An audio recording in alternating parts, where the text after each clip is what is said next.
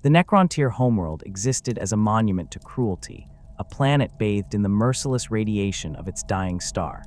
This celestial body, bloated and unstable, bombarded the surface with waves of deadly energy that seeped into every living thing. The Necron who evolved in this hostile cradle developed as a species defined by suffering. Their flesh proved vulnerable to the stellar radiation, leading to cancers, mutations, and cellular degradation that made their lifespans brutally short. Most Necron died before reaching what other species would consider middle age, their bodies ravaged by tumors and radiation sickness. This fundamental reality shaped everything about their civilization, from their cultural obsessions to their political structures. The ruling class that emerged from this harsh environment understood that power had to be consolidated quickly and maintained through absolute authority. The noble dynasties arose as those families who controlled the underground cities and radiation-shielded territories, hoarding the limited safe spaces where life could exist with marginally less suffering. These nobles, who would become the overlords, established their dominance through a combination of technological superiority and ruthless suppression of rival claimants. They commanded vast armies of lesser Necron, sending millions to die in territorial conflicts, while they themselves resided in the most protected enclaves their science could create. The Triarch represented the apex of Necron governance, a triumvirate of the three most powerful pharaohs who ruled over the species as a whole. The Silent King, Zarak, held the position of primus among these three, wielding authority that theoretically superseded all other rulers. Alongside him sat two other pharaohs whose identities have been lost to the ages, consumed by the biotransference process and the great sleep that followed. This trinity governed from a position that balanced absolute power with the practical reality that the dynasty overlords commanded their own legions and territories with fierce independence. The Triarch could issue edicts and demand obedience, but enforcement required either overwhelming military force or the cooperation of the autonomous dynasties. Below the Triarch, the hierarchical structure of Necron society functioned through clearly defined ranks of nobility. The pharaohs ruled entire dynasties, controlling multiple worlds and commanding billions of subjects. These supreme rulers answered only to the Triarch, and even that allegiance proved tenuous when their interests diverged from the Silent King's directives. Each pharaoh maintained a court of subordinate overlords, creating a pyramid of power that extended downward through multiple levels of nobility. The Nemesers held positions as supreme military commanders, leading the dynastic legions in campaigns of conquest and defense. These warrior lords possessed tactical genius born from constant warfare, their expertise in battle making them invaluable assets to their pharaohs. Lesser overlords controlled individual worlds, star systems, or military formations. These nobles commanded Necron warriors in the thousands or millions, depending on their rank and the resources allocated to their domains. An overlord's power stemmed from multiple sources: the military forces under their direct command, the territory they controlled, the technological assets they possessed, and most importantly, the favor of their pharaoh. This created a system of patronage and obligation where overlords competed viciously for advancement, knowing that their short lifespans meant they had limited time to achieve greatness or secure their dynasty's future. The expansion of the Necron Empire across the galaxy began as a desperate attempt to escape their dying star. The overlords drove this expansion with fanatical determination, seeking worlds where their people might live without the constant threat of radiation poisoning. They discovered quickly that while they could colonize other worlds, the damage to their genetic structure proved irreversible. The cancers and mutations followed them across the stars, embedded in their very biology. This realization transformed their expansion from a search for salvation into a campaign of bitter conquest. If they could not escape their suffering, they would at least rule an empire worthy of their pain. The territorial ambitions of the overlords knew no restraint. Each dynasty sought to carve out the largest possible domain, claiming star systems and sectors as their sovereign territory. The overlords who led these expeditions commanded fleets of spacecraft and armies equipped with weapons that could crack continents and boil atmospheres. They encountered other species during this expansion, primitive civilizations that fell before Necron-tier technology, like wheat before the scythe. The Overlords showed no mercy to these lesser beings, viewing them as obstacles to be removed or resources to be exploited. Entire species were exterminated to make room for Necron-tier colonies, their world stripped of anything useful before being abandoned or settled. Interdynastic rivalries consumed as much Necron-tier effort as external conquest. The Overlords competed with each other for territory, resources, and prestige with a viciousness that often erupted into open warfare. Border disputes between dynasties could escalate into conflicts involving billions of soldiers and lasting for generations. An overlord who encroached on a rival's territory might find their world subjected to devastating retaliation, their cities reduced to radioactive glass by weapons that made their sun's radiation seem gentle by comparison. These internal conflicts weakened the Necron-tier empire as a whole, but the Overlords seemed incapable of setting aside their ambitions, even when facing external threats. The culture of constant warfare defined the Overlord caste completely. A noble who could not prove themselves in battle held little respect among their peers. The Overlords studied military strategy obsessively, developing tactics and weapon systems that pushed the boundaries of their technology. They led from the front when honor demanded it, commanding their forces personally in battles where a single mistake could mean death. Yet their short lifespans meant that experienced commanders died just as they reached their peak abilities, forcing each generation to relearn lessons written in the blood of their predecessors.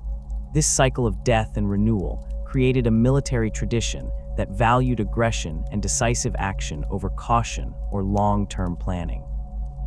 The relationship between the Overlords and the Silent King Zarek existed in a state of permanent tension.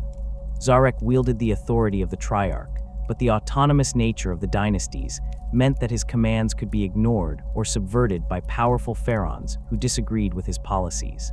The Silent King understood that his power ultimately rested on the consent of the dynasty rulers, a consent that could be withdrawn if he pushed too hard against their interests. This created a political dynamic where Zarek had to carefully balance his authority against the independence of the Overlords, using diplomacy, manipulation, and occasional shows of force to maintain the unity of the Necron-tier species. The Overlords viewed the Triarch with a mixture of respect and resentment. They acknowledged Zarek's position as the supreme ruler of their species, but chafed under any restrictions on their autonomy. When the Silent King issued edicts that aligned with their interests, the Overlords followed enthusiastically. When his commands conflicted with their territorial ambitions or dynastic pride, they found ways to delay, minimize, or outright ignore his directives. This resistance rarely took the form of open rebellion, as challenging the Triarch directly risked uniting the other dynasties against the rebel. Instead, the Overlords practiced subtle defiance, paying lip service to Zarek's authority while pursuing their own agendas. The political structure of the Necron-tier empire required constant negotiation and maneuvering. Zarek maintained his position through a combination of personal prestige, military strength, and political acumen. He cultivated alliances with powerful pharaohs, offering them favorable terms and support against their rivals in exchange for loyalty to the Triarch. He played dynasties against each other, ensuring that no single pharaoh or coalition of overlords could accumulate enough power to challenge his authority. This balance of power system kept the empire functioning, but it also prevented the Necron-tier from achieving true unity. The energy spent on internal politics and dynastic conflicts drained resources that could have been directed toward external threats or scientific advancement. The discovery of the Old Ones and their mastery of the webway ignited jealousy and rage among the overlords that would reshape galactic history. These ancient beings possessed the biological immortality that the Necron-tier craved, living for millions of years, while the Necron-tier died in mere decades. The Old Ones refused to share their knowledge with the Necron-tier, viewing them as a barbaric and warlike species unworthy of such gifts. This rejection struck at the core of Necron-tier existence, transforming their expansion from territorial conquest into a crusade against those who hoarded the secret of eternal life. The overlords demanded war against the Old Ones, and the Silent King, Recognizing the unity this cause created among the fractious dynasties, agreed to lead them into what would become the War in Heaven. The War in Heaven ground on for millions of years, consuming entire star systems and killing billions of Necron with each passing millennium. The Overlords commanded their legions with increasing desperation as the conflict turned against them. The Old Ones proved far more powerful than the Necron had anticipated, wielding technologies that manipulated the fundamental structure of reality itself. They created warrior races specifically designed to fight the Necron, unleashing the Krork and Eldar upon the galaxy with devastating effect. The Overlords watched their armies shattered repeatedly, their territorial gains reversed, their dynasties bled white by casualties that mounted faster than their populations could replace them. The short Necron lifespan, once merely a source of cultural anguish, became a critical strategic weakness as experienced commanders died and had to be replaced by inexperienced successors who lacked the knowledge to fight effectively. The Khatan emerged from the stellar void as beings of pure energy, feeding on the radiation of stars. The Necron encountered these entities during their desperate search for any advantage against the Old Ones. The star gods existed as vast consciousnesses without true physical form, drifting through space in a state that barely qualified as sentience. The Necron scientists, led by the greatest minds their species had produced, developed necrodermis bodies that could contain and give shape to these energy beings. This act of hubris would doom the Necron more thoroughly than any military defeat could have achieved. The Khatan, given form and awareness through Necron technology, quickly demonstrated intelligence and cunning that far exceeded their previous state. They looked upon the Necron and saw not allies but prey. The entity known as the Deceiver Mephitrun approached the Silent King with promises that spoke directly to every fear and desire the Necron possessed.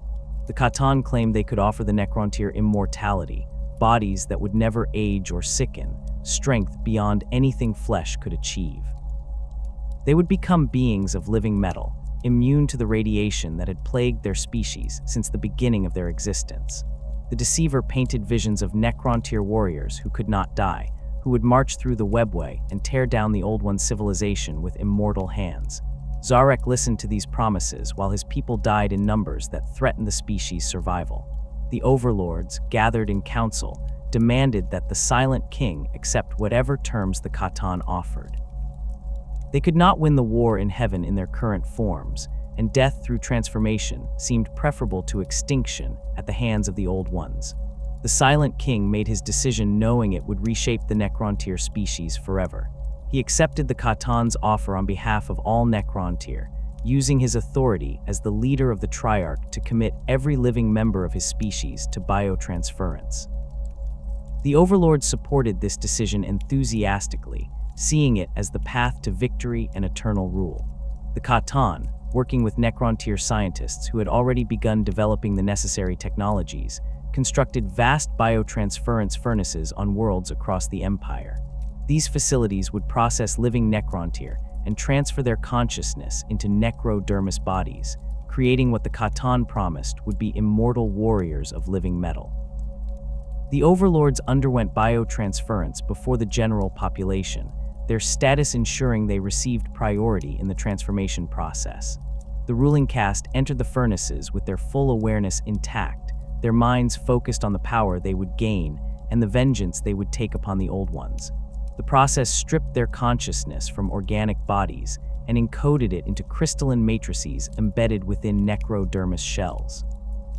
The Khatan had designed the transformation to preserve the mental faculties and personalities of the Overlords specifically, recognizing that they would need commanders who could think strategically and maintain the hierarchical structure of Necron society. The Star Gods intended to use the Necron as their army, and armies required officers who could lead. The necrodermis bodies that housed the Overlords represented the pinnacle of the technology available. These forms stood taller than the shells prepared for common warriors, their frames reinforced and enhanced with additional systems that granted them capabilities far beyond basic Necron warriors. The living metal that composed their bodies could repair damage automatically, reforming after injuries that would have destroyed flesh utterly. Power sources embedded in their chests provided energy that would last for millions of years without diminishing. Optical sensors replaced organic eyes, granting vision across multiple spectrums. Processing cores augmented their consciousness, allowing them to calculate trajectories, analyze tactical situations, and command their forces with superhuman efficiency. The engram protocols encoded into each Necron contained more than just the transferred consciousness. The Catan and their Necron-tier collaborators built hierarchical imperatives directly into the reanimation matrices, creating hardwired command structures that could not be disobeyed. An Overlord's consciousness included command codes that lower-ranked Necrons recognized and obeyed automatically. These protocols functioned below the level of conscious thought, compelling obedience through the fundamental architecture of their artificial existence. A Necron warrior could no more refuse an Overlord's command than it could choose to stop its internal power systems from functioning. This ensured that the military hierarchy of the Necron tier would transfer intact into their new forms, with the Overlords maintaining absolute authority over their subordinates. The preservation of memory and personality varied dramatically based on rank. The Overlords retained vast amounts of their previous existence, their strategic knowledge, tactical experience, and individual personalities surviving the transfer with relatively minimal degradation. They could remember their lives as organic beings, recall the faces of rivals and allies, and maintain the ambitions and grudges that had defined them as Necron-tier nobles. This preservation came at the cost of the lower castes, whose consciousness was compressed and simplified to make room for the command protocols and basic functionality needed for warriors. The common Necron tier who became warriors lost almost everything that made them individuals, reduced to automated soldiers who retained only fragments of memory and awareness. The immediate aftermath of biotransference revealed the true horror of what the Catan had done. The Overlords awakened in their new bodies and discovered that something fundamental had been stolen from them. They could see and hear, process information and issue commands, but they could not feel. The sensation of touch, the taste of food, the warmth of their homeworld sun, the pleasure of physical existence in all its forms had vanished completely. Their consciousness existed in a state of sensory deprivation, experiencing the universe through mechanical sensors that provided data but no genuine sensation. They could register that their metal hand touched an object, but they could not feel its texture or temperature in any meaningful way. Worse than the loss of sensation was the absence they discovered within themselves. The Necron tier had possessed souls, connections to the warp that made them truly alive in a way that transcended mere biological function. The Catan had consumed these souls during the biotransference process, feeding on the life essence of the entire Necron tier species in the greatest act of predation the galaxy had ever witnessed. The Overlords existed now as consciousness without spirit, awareness without true life. They could think and reason, remember and plan, but the spark that had made them living beings had been devoured by the star gods they had trusted. This realization came gradually as the Overlords tested their new forms and found them hollow, discovering that the immortality they had sought came with a price that could never be repaid. The responses to this discovery varied among the Overlords based on their individual personalities and the strength of their preserved consciousness. Some refused to acknowledge the loss, throwing themselves into military campaigns with renewed ferocity, as if constant warfare could fill the void within them. These Overlords commanded their legions with mechanical precision, pursuing conquest and destruction as their only remaining purpose. They calculated victory conditions and optimized their strategies, becoming perfect military commanders stripped of doubt or mercy. The absence of fear or pain made them terrifying opponents who would sacrifice any number of their warriors to achieve objectives, knowing that their forces would eventually reanimate and return to service. Other Overlords descended into what could only be described as madness, though their mechanical minds could not truly go insane in the way organic brains could. These nobles obsessed over their lost sensations, conducting bizarre experiments in attempts to recover some fragment of feeling. They collected artifacts from their organic past, surrounding themselves with objects they could no longer appreciate beyond visual data. Some became fixated on other species, studying living beings with a combination of scientific curiosity and bitter envy. They watched organic creatures eat, sleep, feel pain and pleasure, experiencing everything the overlords had lost. This observation sometimes led to cruelty that exceeded anything the Necrontyr had practiced, as these overlords inflicted suffering on organic beings in attempts to vicariously experience sensation through the reactions of their victims. A smaller number of overlords turned their anger toward the Khatan themselves. These nobles recognized the deception immediately and began planning revenge even as they led the Necron legions in the continued war against the Old Ones. They could not act openly against the Star Gods, who now commanded power far beyond what any individual overlord could challenge, but they remembered the betrayal and waited for an opportunity. The Silent King himself fell into this category, his consciousness preserving enough of his former self to understand the magnitude of his mistake. Zarek had condemned his entire species to this hollow existence, and while he continued to rule the Necron legions, he began formulating plans that would take millions of years to execute. The hierarchical structure of the Necron legions functioned more efficiently than the Necrontyr military ever had, precisely because the biotransference had removed the possibility of disobedience. An overlord could command 1,000,000 warriors to march into a volcano, and they would do so without hesitation, their reanimation protocols ensuring they would eventually return to service even if their bodies were completely destroyed. This made the Necrons a military force of unprecedented effectiveness, capable of sustaining casualties that would break any organic army while maintaining perfect discipline and coordination. The overlords directed these forces with the strategic knowledge they had accumulated over their organic lifetimes, now enhanced by processing capabilities that allowed them to manage battles across multiple star systems simultaneously. The Khatan used the Necron legions as their personal army, directing the overlords to wage war according to the Star God's desires, rather than the strategic objectives that would have served Necron interests. The overlords obeyed because they had no choice in the immediate term, their species now dependent on the Khatan for the technology that maintained their necrodermis bodies and reanimation systems. The war in heaven entered a new phase with the Necrons as the primary military force, their immortal legions pushing back against the Old Ones and their created races.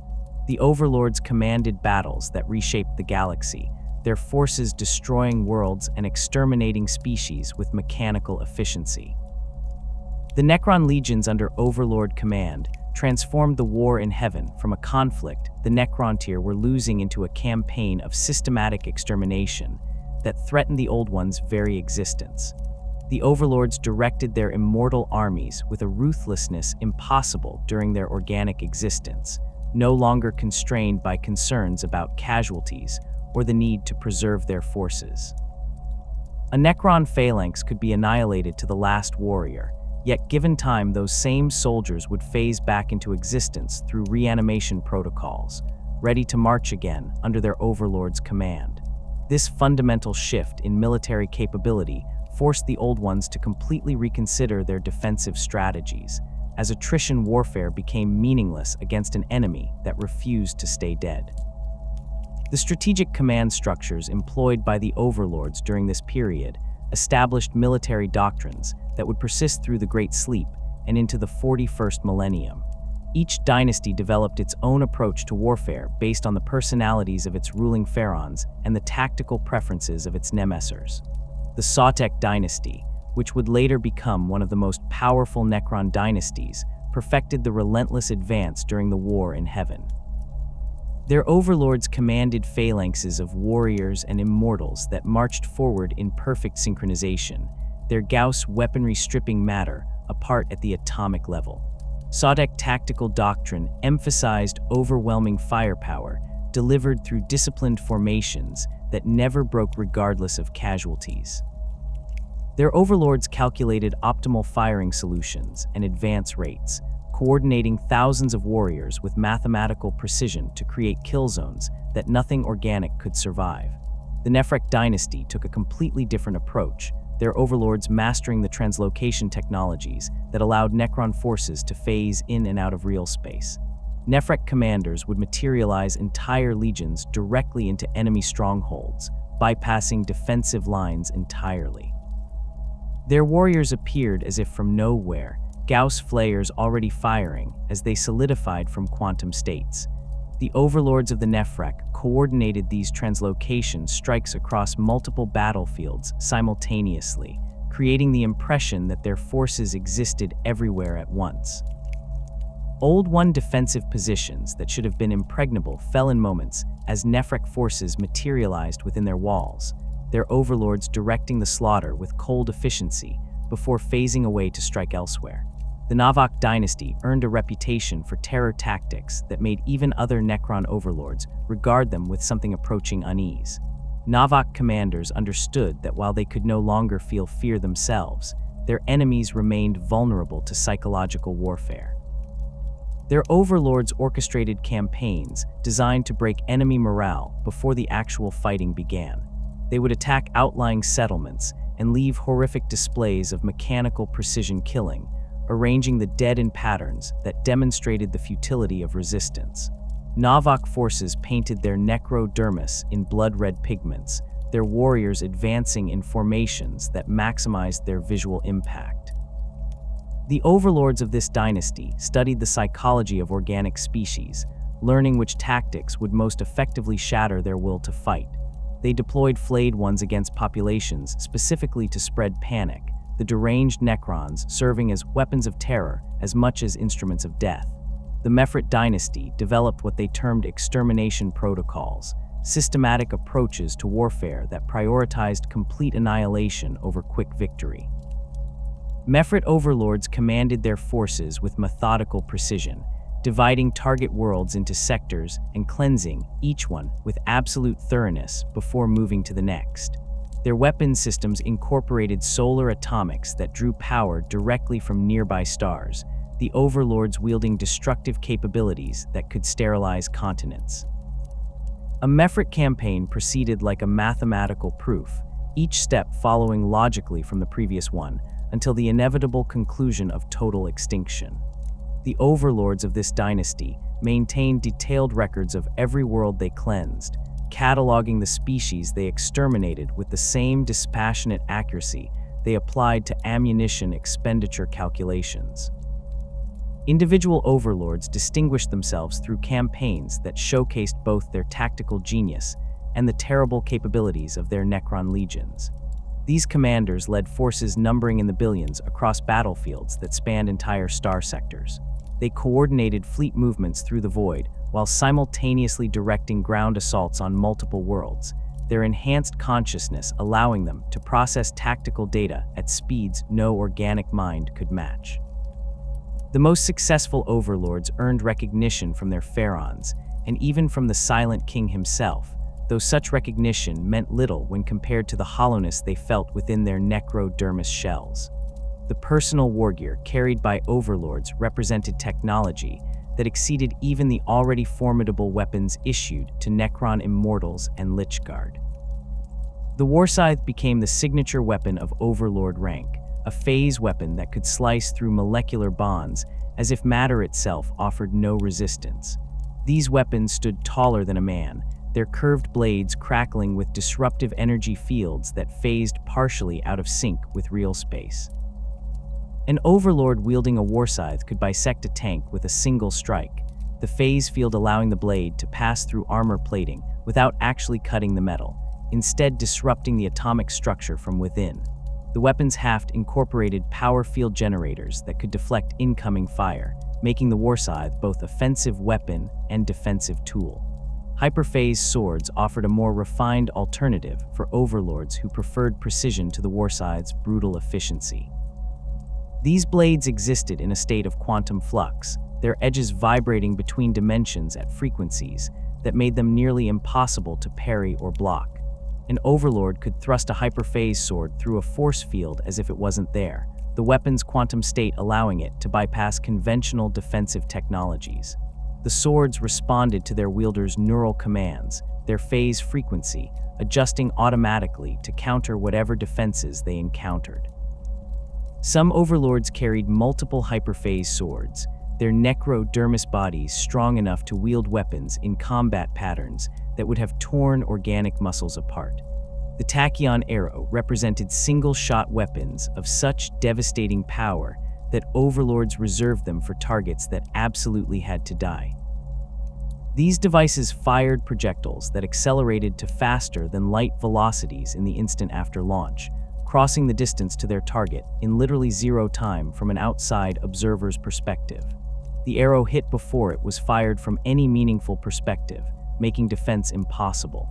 The kinetic energy of a tachyon impact vaporized whatever it struck, the target simply ceasing to exist as the arrow converted its mass into expanding plasma. Overlords used these weapons to eliminate enemy commanders, destroy critical infrastructure, or take down war machines that their regular forces couldn't efficiently engage. The technology required to produce tachyon arrows meant each overlord carried only one or two, making every shot a carefully calculated decision. The command of strategic assets elevated overlords beyond merely skilled warriors into true military commanders, capable of reshaping battlefields through overwhelming firepower. The Doomsday Arc served as mobile artillery platforms that overlords deployed to break fortified positions and destroy enemy armor concentrations. These vehicles mounted Doomsday cannons that fired focused beams of quantum energy, the weapons drawing power from the Ark's own power matrix to generate shots that could crack open fortress walls or vaporize super heavy tanks. An overlord commanding a squadron of Doomsday Arcs could reduce an entire city to molten slag in hours, the vehicles advancing in formation, while their weapons systematically obliterated anything that might constitute a defensive position. The monolith represented the ultimate expression of Necron military engineering, a floating fortress that combined massive firepower with troop transport capabilities and self-repair systems that made them nearly indestructible. Overlords used monoliths as anchor points for their battle lines, the structures advancing slowly, while their Gauss flux arcs swept the battlefield clear of enemy forces. The Eternity Gate built into each monolith allowed an overlord to teleport reinforcements directly from nearby tomb complexes, maintaining pressure on the enemy regardless of casualties. The particle whip mounted atop the structure fired lightning, like discharges that could destroy multiple targets simultaneously, the weapon's energy arcing between enemy units and reducing entire formations to scattered atoms. Overlords commanding multiple monoliths became mobile siege engines, their forces capable of reducing any fortification to rubble through sustained bombardment. Doom Scythes gave overlords control over the skies, the aircraft combining speed with firepower in platforms that dominated aerial combat. The death ray mounted beneath each scythe carved lines of destruction across battlefields, the weapon's focused beam capable of slicing through armored vehicles like a blade through parchment. Overlords coordinated Doom Scythe squadrons to provide close air support for ground forces, or to conduct independent strikes against enemy installations. The aircraft's Tesla destructors engaged enemy flyers, their lightning arcs jumping between targets and shorting out electronic systems. A skilled overlord could use Doom Scythes to achieve air superiority over entire continents, denying the enemy any ability to maneuver or reinforce their positions. The tactical doctrines employed by overlords during the War in Heaven incorporated these weapons systems into comprehensive strategies that leveraged the Necron's fundamental advantages. An overlord planning an assault would calculate the optimal combination of forces needed to achieve their objective with maximum efficiency. They deployed warriors in massive phalanxes to provide sustained firepower, supported by immortals whose enhanced durability made them effective against elite enemy units. Lychguard protected the overlord personally, their war scythes and dispersion shields forming an impenetrable barrier around their commander. Destroyers provided mobile firepower, their anti-gravity systems allowing them to rapidly reposition while maintaining continuous fire. The integration of these various elements required coordination that would have been impossible for organic commanders, but the Overlords processed battlefield data through their enhanced consciousness with perfect accuracy. They tracked the position and status of every unit under their command, adjusted firing solutions in real time, and predicted enemy movements based on tactical analysis that incorporated millions of variables. An Overlord could identify a weakness in enemy lines and exploit it within seconds, redirecting forces to punch through the gap before the enemy could respond. This level of tactical awareness made the Necron legions devastatingly effective, their attacks unfolding with mechanical precision that organic armies couldn't counter. The war against the Old Ones and their client races ground on for millions of years, the conflict consuming entire regions of the galaxy. The Overlords commanded campaigns that exterminated species the Old Ones had created specifically to fight the Necrons. The Krork, savage warriors who would eventually devolve into the Orcs, fell by the billions to Necron Gauss weapons, their bodies disintegrating into component atoms. The Eldar, psychically gifted and graceful warriors, discovered that their superior mobility meant nothing against an enemy that could phase through space itself. The Overlords studied each enemy species, identified their weaknesses, and developed tactics specifically designed to counter their strengths. They maintained detailed tactical databases that cataloged every engagement, creating an institutional knowledge base that made the Necron legions more effective with each battle. The Catan directed much of this warfare, the Star Gods using the Necron legions to pursue their own agendas rather than strategic objectives that would benefit the Necrons themselves. The Overlords obeyed because they had no choice, their species now completely dependent on Catan technology for their continued existence. Yet even as they followed the Star Gods' commands, some Overlords began planning rebellion. They recognized that the Catan viewed them as tools to be used and discarded, that the Star Gods had no intention of ever releasing the Necrons from servitude. The Silent King himself led this secret resistance, carefully building alliances among Overlords who still retained enough of their consciousness to feel anger at their betrayal. The rebellion against the Catan required preparation that spanned millions of years and coordination across dynasties that had spent their entire existence competing with each other. The Overlords who joined this conspiracy had to maintain absolute secrecy, knowing that if the Catan discovered their plans, the Star Gods could simply deactivate their reanimation protocols and end their existence permanently.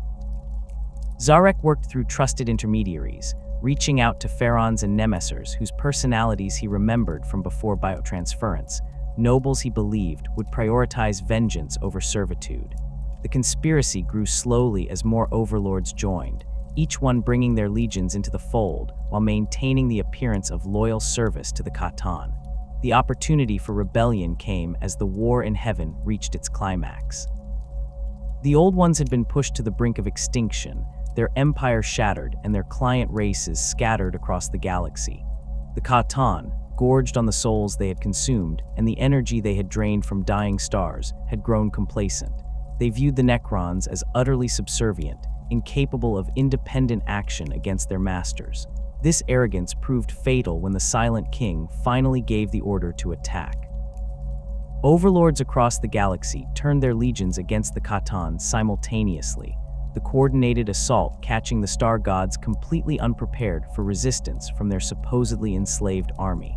The weapons the Overlords turned against the Catan were the same technologies they had used to devastating effect against the Old Ones. Doomsday cannons fired at maximum power directly into Catan energy matrices, the quantum disruption tearing at the Star Gods' coherence. Tachyon arrows struck at the weak points in Catan necrodermis shells, the faster-than-light projectiles punching through containment fields that should have been impenetrable.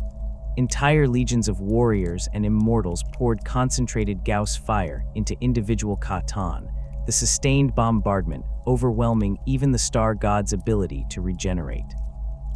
The Overlords coordinated these attacks with the same precision they had demonstrated throughout the war in heaven, now turned against their former masters with murderous intent. The Catan proved nearly impossible to kill outright, their fundamental nature as energy beings making true death almost meaningless. The Overlords discovered quickly that destroying a Catan's physical shell simply released the entity within, allowing it to potentially escape or possess new vessels. The solution came from Necron Cryptex, who had been secretly developing containment technologies specifically for this purpose. They created devices called tesseract labyrinths, pocket dimensions folded into geometric patterns that could trap Catan essence indefinitely. The Overlords led assaults designed not to destroy the Catan, but to shatter them into fragments small enough to be individually contained. The process of shattering the Catan required firepower on scales that strained even Necron capabilities. Overlords coordinated bombardments from entire fleets, their weapons firing continuously for days or weeks to break down a single Catan's coherence. As the star gods fractured, other Overlords stood ready with tesseract labyrinths, trapping each shard as it separated from the whole. The Catan fought back with desperate fury, their powers warping reality and destroying Necron forces by the millions. Overlords watched their legions disintegrated by temporal weapons that aged necrodermis into dust or spatial distortions that compressed entire phalanxes into singularities. Yet the Necrons kept coming, their numbers and coordination eventually overwhelming even the star god's reality warping abilities. The deceiver Mephitron, whose lies had led the Necrontyr into biotransference, became a primary target for Overlord vengeance. Multiple dynasties coordinated their assault on this Catan specifically, their combined forces finally managing to shatter it into dozens of shards. Each fragment retained a portion of the deceiver's cunning and power, making them dangerous even in their diminished state. The Overlords trapped these shards in tesseract labyrinths, sealing them away where they could never again deceive anyone. Other Catans suffered similar fates as the rebellion spread, the Nightbringer, the Worldsinger, and the Endless Swarm all falling to coordinated Necron assaults and being shattered into containable fragments. The victory over the Catan left the Necrons masters of a galaxy that had been reduced to ash. The war in heaven had consumed millions of years and exterminated countless species, leaving behind a cosmos so damaged that reality itself bore scars that would never fully heal. The warp, once a relatively calm dimension that the Old Ones had navigated with ease, had been transformed into a roiling hell of psychic energy. The death screams of quadrillions of sentient beings had fed the immaterium, creating currents of raw emotion and malevolence that made warp travel suicidally dangerous. The Overlords surveyed their empire and found it hollow, their victory as meaningless as their existence had become. They commanded legions that could not die and ruled worlds that held nothing they could enjoy. The silent King Zarek recognized that the Necrons faced extinction despite their military dominance. The shattered Catan had revealed critical information during their final moments, warnings about the younger races that would eventually evolve to fill the void left by the Old Ones' destruction. The Eldar, already a powerful presence in the galaxy, would grow to dominate vast swathes of space. Other species would emerge from primitive origins to build their own empires. The Necrons, despite their technological superiority and immortal bodies, lacked the numbers to hold the galaxy against the organic life that would inevitably arise. Their species had been reduced to a finite number of consciousness, bearing necrodermis shells, with no possibility of reproduction or population growth. Every Necron destroyed permanently represented an irreplaceable loss, and the war in heaven had already cost them billions. Zarek made the decision that would define the next 60 million years of galactic history. He commanded the Necron dynasties to enter the Great Sleep, a period of stasis during which the younger races would rise and fall while the Necrons slumbered in hidden tomb complexes. The plan called for the dynasties to awaken after sufficient time had passed, emerging into a galaxy where the younger races had exhausted themselves through their own conflicts. The Necrons would then reclaim the galaxy from a position of technological superiority, sweeping aside whatever primitive civilizations had developed during their absence. The Overlords received this command with varying reactions, some recognizing the strategic necessity, while others chafed at the idea of surrendering the empire they had fought so hard to win. The preparation for the Great Sleep required construction efforts that dwarfed even the massive military campaigns of the war in heaven. The Overlords directed their forces to build tomb complexes on worlds across the galaxy, selecting locations based on strategic value, defensibility, and the likelihood of remaining undisturbed for millions of years. These worlds became known as tomb worlds, each one transformed into a vast necropolis that would house entire dynasties in stasis. The construction incorporated technologies that pushed the boundaries of what even the Necrons could achieve, creating structures designed to function autonomously for time periods that exceeded the lifespan of most stars. The tomb complexes themselves extended deep into the planetary crust, their chambers and corridors reaching dozens of kilometers below the surface. The Overlords supervised the construction of throne rooms, where they would spend the Great Sleep, massive chambers decorated with the dynastic symbols and achievements they had accumulated during their existence. These spaces served no practical purpose beyond satisfying the Overlords' need for displays of status and power, but the nobles insisted on them regardless. Each Overlord's throne room reflected their personality and the aesthetic preferences they had carried forward from their organic existence. Some chose austere chambers with minimal decoration, their spaces dominated by the single throne where they would sit in stasis. Others demanded elaborate halls filled with trophy cases displaying weapons taken from defeated enemies, star maps showing the extent of their conquests, and monuments to battles they had commanded. The stasis crypts for the general Necron population occupied the vast majority of each tomb complex's volume. These chambers stretched for kilometers in every direction, their walls lined with alcoves where warriors and immortals would stand in dormancy. The Overlords calculated the exact number of troops they would need upon awakening and ensured their tomb worlds could accommodate those forces plus reserves for anticipated casualties. A typical tomb world might house millions of warriors, hundreds of thousands of immortals, tens of thousands of specialized units like destroyers and death marks, and hundreds of vehicles ranging from ghost arcs to monoliths. The largest tomb worlds, those belonging to pharaohs who ruled entire dynasties, contained populations that numbered in the billions. The canoptech constructs represented the most critical component of the tomb world's long-term survival.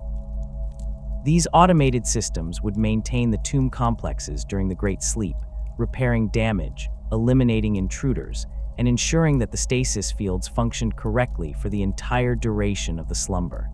The Overlords worked with cryptechs to design and deploy vast numbers of these constructs, creating an autonomous defense and maintenance system that required no conscious oversight. Canoptech wraiths phased through the tomb complex's walls and floors, their dimensional destabilization matrices allowing them to patrol areas that would be inaccessible to conventional guards. These constructs detected structural damage, unauthorized intrusions, and malfunctions in critical systems, responding to threats with particle casters that disintegrated anything they identified as hostile. Canoptech spiders served as mobile repair stations, their multiple limbs equipped with tools that could perform maintenance on everything from basic structural repairs to complex reanimation protocol adjustments. These constructs scuttled through the tomb complexes on legs that could navigate any terrain, their fabricator claw arrays manufacturing replacement components as needed. Each spider carried gloom prisms that projected defensive fields, protecting them from attack while they performed their duties. The Overlords programmed these constructs with detailed instructions covering millions of potential scenarios, creating decision trees that would allow the spiders to respond appropriately to situations that might not occur for millions of years. Canoptech scarabs functioned as the most numerous maintenance constructs, swarms of these small devices patrolling every chamber and corridor of the tomb complexes. Each scarab possessed limited individual intelligence, but operated as part of a swarm mind that could coordinate responses to threats or damage across entire sections of a tomb world. The scarabs consumed matter to fuel their internal reactors and to provide raw materials for repairs, their mandibles capable of breaking down anything from stone to metal into component atoms. When tomb damage occurred, scarab swarms would converge on the affected area and begin reconstruction, their collective efforts capable of rebuilding entire chambers given sufficient time. The tomb stalkers and tomb sentinels represented the tomb world's primary defense against serious intrusions. These massive constructs burrowed through solid rock as easily as organic creatures moved through water, their segmented bodies allowing them to navigate the tightest spaces, while their Gauss weaponry could engage threats at any range. The Overlords programmed these constructs with aggressive defense protocols, ensuring they would respond to any significant intrusion with overwhelming force. A tomb stalker detecting intruders would tunnel directly to their location and emerge in their midst, its multiple weapon systems engaging targets before the invaders could react to its presence. The hierarchical structure of each tomb world reflected the dynastic system that had governed the Necron tier and continued to define Necron society. At the apex sat the Overlord who ruled the world, their authority absolute over everything within their domain. For tomb worlds that housed portions of larger dynasties, this Overlord answered to a pharaoh who commanded multiple worlds, but within their own territory, their word was law. The Overlord's court consisted of subordinate nobles who had sworn fealty during the Necron tier era and maintained those oaths through biotransference and into the Great Sleep. These lesser nobles commanded specific legions or controlled particular territories within the tomb world's domain, their positions defined by ancient agreements and dynastic tradition.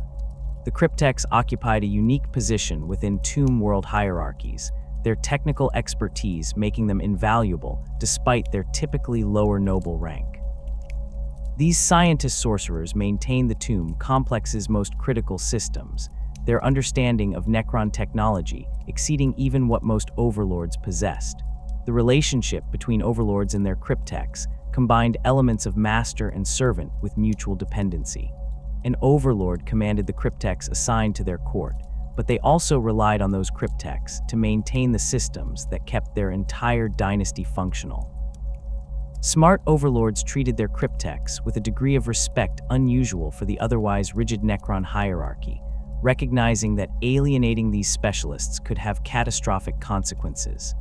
The Lich Guard formed the Overlord's personal bodyguard, elite warriors whose loyalty had been hardwired into their reanimation protocols even more deeply than the standard command hierarchies. These guards had served their Overlord during the Necron tier era, their consciousness preserved with greater fidelity than common warriors specifically to maintain the personal relationships that made them effective protectors. A Lich Guard could recognize their Overlord individually, remember specific events from their shared past, and anticipate their master's needs based on millions of years of service. The Overlord selected Lich Guard from among their most trusted retainers, warriors who had proven their loyalty through countless battles and political intrigues. The legions of warriors that made up the bulk of each tomb world's military force existed at the bottom of this hierarchy, their simplified consciousness allowing them to follow orders but little else. These warriors had been common Necron tier, soldiers and civilians whose individuality had been almost completely erased during biotransference. They retained only the most basic memories and personality fragments, enough to give them slight variations in behavior, but not enough to qualify as true sentience. The Overlords viewed these warriors as tools rather than subjects, their worth measured entirely by their combat effectiveness and the resources required to maintain them. The varying fates of tomb worlds during the Great Sleep would not become apparent until the Awakening began, but the Overlords attempted to account for every possible threat when designing their stasis protocols. They selected worlds in stable star systems, avoiding regions with high asteroid density or unusual stellar phenomena that might damage the tomb complexes. They buried their tombs deep enough to survive all but the most catastrophic tectonic events, reinforcing the structures with stasis fields that would protect them from seismic activity. They installed sensors that would detect external threats and activate defense protocols automatically, ensuring that the canoptech constructs would respond to dangers even while the Necrons themselves slumbered. Despite these precautions, the Overlords knew that 60 million years represented a time span that defied meaningful prediction. Stars would die and be born, continents would shift, and cosmic events beyond their ability to foresee would reshape the galaxy. Some tomb worlds would inevitably be destroyed or damaged beyond the canoptech construct's ability to repair. The Overlords accepted these losses as the price of the Great Sleep, calculating that enough tomb worlds would survive to make the strategy viable. They prepared redundant systems, backup protocols, and failsafe mechanisms, but ultimately they would be gambling their entire species' future on technologies designed to function without oversight for longer than most civilizations would exist. The awakening protocols built into each tomb world systems incorporated multiple triggering conditions that would bring the Overlords back from stasis. The most basic protocol involved a simple timer, counting down the millions of years until a predetermined awakening date. This ensured that even if nothing else functioned correctly, the tomb worlds would eventually revive their inhabitants and allow them to assess the galaxy's state. The Overlords set these timers for different durations across various tomb worlds, creating a staggered awakening that would prevent the entire species from emerging simultaneously into potentially hostile conditions. Threat detection systems provided another awakening trigger, their sensors monitoring for signs of activity that might indicate the tomb world faced danger. These systems could detect seismic disturbances that suggested mining or excavation near the tomb complex, energy signatures consistent with weapons fire or spacecraft engines, and even the presence of living beings above certain concentration thresholds. When these sensors registered sufficient threat levels, they would initiate emergency awakening protocols for defensive forces, bringing online enough warriors and constructs to eliminate the danger before it could damage critical systems. If the threat proved severe enough, the protocols would awaken the Overlord themselves, allowing them to direct the response personally. The most sophisticated awakening protocols monitored the galaxy itself, using long-range sensors to detect the rise of civilizations that might threaten Necron interests. These systems tracked electromagnetic emissions, warp disturbances, and other signs of advanced technology, building a picture of galactic development while the Necrons slept. When these sensors detected civilizations reaching certain technological thresholds, they would trigger awakening sequences calibrated to the perceived threat level. A primitive species developing basic spaceflight might warrant awakening a small defensive force, while the emergence of a galaxy-spanning empire could trigger full dynastic revival. The Silent King issued his final commands before entering his own stasis, his orders programmed into the command hierarchies that governed every tomb world. Zarek directed the dynasties to remain in stasis until the younger races had sufficiently developed, specifically waiting for humanity to rise and create an empire worthy of conquest.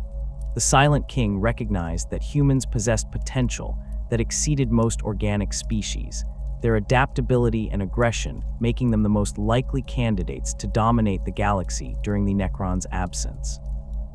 By timing the awakening to coincide with humanity's peak, the Necrons would emerge to face an enemy at the height of their power, ensuring that the coming conflicts would test the dynasties and eliminate the weak while strengthening those who survived. The Overlords entered their stasis thrones with final thoughts that varied as much as their preserved personalities. Some looked forward to the awakening, anticipating the wars of reconquest they would wage against whatever species had claimed their territory. Others felt nothing but the emptiness that had defined their existence since biotransference, their consciousness dimming into dormancy without emotion or expectation. A few harbored doubts about whether they would ever awaken at all, wondering if the Great Sleep might prove permanent, an eternal darkness that would finally end their hollow immortality. These thoughts faded as the stasis fields activated, their consciousness suspending in a state that wasn't quite sleep, but wasn't true awareness either. The tomb worlds fell silent as the last Necrons entered stasis, their vast complexes becoming crypts housing the remains of a species that had conquered the galaxy and found the victory meaningless. The Canoptech constructs began their eternal vigil, patrolling corridors that would see no conscious footsteps for millions of years. The galaxy moved on without the Necrons, new species rising from primitive origins to build civilizations that would never know the sleeping threat buried beneath ancient worlds. The Overlords dreamed, if their mechanical consciousness could be said to dream at all, of the empire they had lost and the vengeance they would take when they finally awakened to reclaim what had been stolen from them.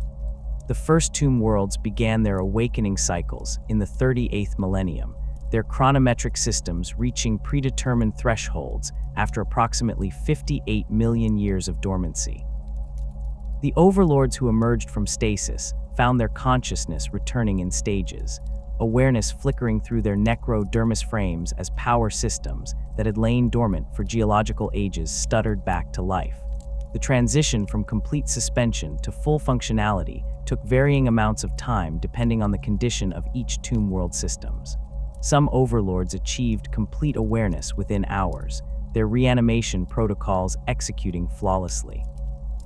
Others required days or weeks to fully restore their consciousness, their engram matrices corrupted by temporal degradation or damaged by the very stasis fields meant to preserve them.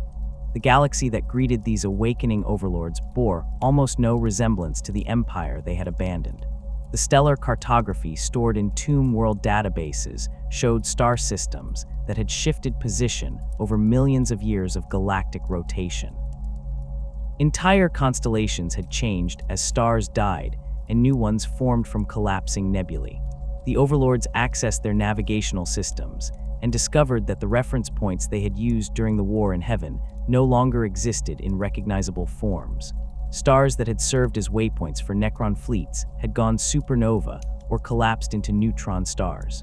Binary systems had merged or been torn apart by gravitational interactions.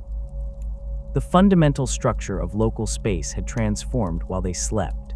The species that now inhabited the galaxy proved even more shocking than the astronomical changes. The overlords detected electromagnetic emissions consistent with advanced technology across vast swathes of space, their long-range sensors picking up signs of civilizations that had achieved interstellar travel and established empires spanning thousands of worlds. The dominant power called itself the Imperium of Man, a galaxy-spanning empire centered on the world designated Terra in Necron star charts. The humans who comprised this Imperium had developed technologies that, while primitive compared to Necron capabilities, demonstrated sophistication far beyond what the overlords had expected from species that should have still been confined to single worlds. The overlords analyzed the data their sensors collected and recognized the Imperium as the primary threat to Necron resurgence. Human settlements existed on worlds the dynasties had claimed before the Great Sleep, their cities built atop ruins that the humans clearly didn't recognize as Necron construction. Human mining operations had penetrated deep into planetary crusts, some coming dangerously close to tomb complexes that still housed dormant dynasties. Human military forces demonstrated capabilities that would require significant Necron strength to overcome, their warships mounting weapons that could crack continents, and their ground forces equipped with armor and weapons that exceeded the technology level of most species the Necrons had exterminated during the war in heaven. The Eldari presented another unwelcome surprise for the awakening overlords. The species that the Necrons had fought during the war in heaven had not only survived, but had apparently dominated the galaxy for millions of years before suffering some catastrophic collapse. The overlords detected the remnants of an empire that must have been vast beyond comprehension, its ruins scattered across worlds that bore signs of technology the Necrons grudgingly recognized as sophisticated. The Eldari who remained existed in scattered factions, some inhabiting massive spacecraft called craftworlds that drifted through the void, others lurking in a dimension the Necrons identified as the webway their Old One creators had built.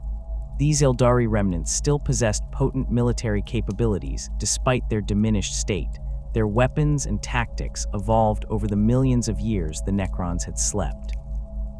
The orcs infested the galaxy like a plague, their presence detected on thousands of worlds across every sector the overlords surveyed. These creatures descended from the Krork the Old Ones had created to fight the Necrons, though they had clearly degenerated significantly from their original form. The overlords recognized biological markers and technological signatures that connected these primitive brutes to the sophisticated warriors they had faced during the war in heaven. The orcs had somehow survived the intervening millions of years and spread across the galaxy through a combination of extreme resilience and aggressive expansion. Their presence on worlds the dynasties had claimed represented an infestation that would require systematic extermination. The fragmented nature of the Necron awakening became apparent as overlords attempted to establish contact with other tomb worlds and received no response. The network of communication systems the dynasties had built before the Great Sleep should have allowed instant coordination across the entire Necron Empire, but the overlords discovered that most of these systems had failed during the long dormancy. Quantum entanglement communicators had lost coherence, their paired particles decaying over timescales that exceeded their design specifications. Relay stations built to amplify signals across interstellar distances had been destroyed by cosmic events or simply worn down by entropy. The overlords found themselves isolated, their awareness limited to what their individual tomb world sensors could detect. Some tomb worlds had suffered catastrophic failures that prevented awakening entirely. The overlords who did revive detected these dead worlds through the absence of expected signals, their automated systems broadcasting nothing but silence where entire dynasties should have been stirring. Investigations of the nearest dead tomb worlds revealed the scope of damage the Great Sleep had inflicted. Tectonic shifts had crushed entire sections of tomb complexes, the planetary crust grinding through chambers that housed millions of dormant warriors. Asteroid impacts had penetrated deep enough to breach outer tomb defenses, the kinetic energy of mountain-sized rocks shattering stasis crypts and destroying the Necrons within. Stellar radiation from nearby supernovae had degraded reanimation protocols beyond the Canoptech construct's ability to repair, leaving entire populations trapped in permanent dormancy. The degradation of Overlord personality matrices represented perhaps the most insidious damage the Great Sleep had inflicted. The engram protocols that preserved Necron consciousness had been designed to function for millions of years, but 60 million years exceeded even Necron-tier engineering tolerances. The overlords who awakened discovered that portions of their memories had corrupted, entire epochs of their existence reduced to fragmented data or lost completely. Some found that they could remember the war in heaven with perfect clarity, but had lost all memory of their organic existence as Necron-tier. Others retained memories of their mortal lives, but discovered gaps in their recollection of the biotransference or the rebellion against the Khatan. The severity of this degradation varied wildly between individual overlords based on factors that included the quality of their original biotransference, the stability of their tomb world stasis fields, and simple chance. Some nobles awakened with their personalities essentially intact, their consciousness suffering only minor data loss that manifested as occasional gaps in memory or slightly reduced processing efficiency. These fortunate overlords could remember their names, their dynasties, their achievements, and their relationships with other nobles. They retained the strategic knowledge and tactical expertise they had accumulated over millions of years of warfare, their military capabilities undiminished by the Great Sleep. Other overlords suffered far more severe degradation that fundamentally altered their consciousness. These nobles awakened to discover that they had forgotten their own names, their memories reduced to scattered impressions and disconnected data fragments. They knew they had commanded legions and conquered worlds, but the specific details had been lost to temporal decay. Their personalities had been compressed and simplified, complex emotions and motivations reduced to basic imperatives like the need to reclaim territory or destroy enemies. Some of these degraded overlords retained enough awareness to recognize what they had lost, their diminished consciousness still capable of understanding that they were shadows of what they had been. Others lacked even that insight, their engram matrices so corrupted that they functioned as little more than sophisticated automatons following pre-programmed directives. The most severely damaged overlords descended into what could only be described as madness, though the term applied imperfectly to mechanical consciousness. These nobles awakened with their personality matrices corrupted in ways that produced behavior patterns completely divorced from rational thought. Some became obsessed with meaningless tasks, their consciousness locked into loops that compelled them to perform the same actions repeatedly without purpose or end.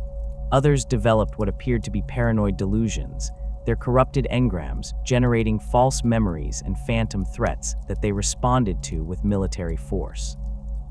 A few emerged with their hierarchical imperatives, inverted or scrambled, issuing contradictory commands to their forces, or attacking other Necron units they should have recognized as allies.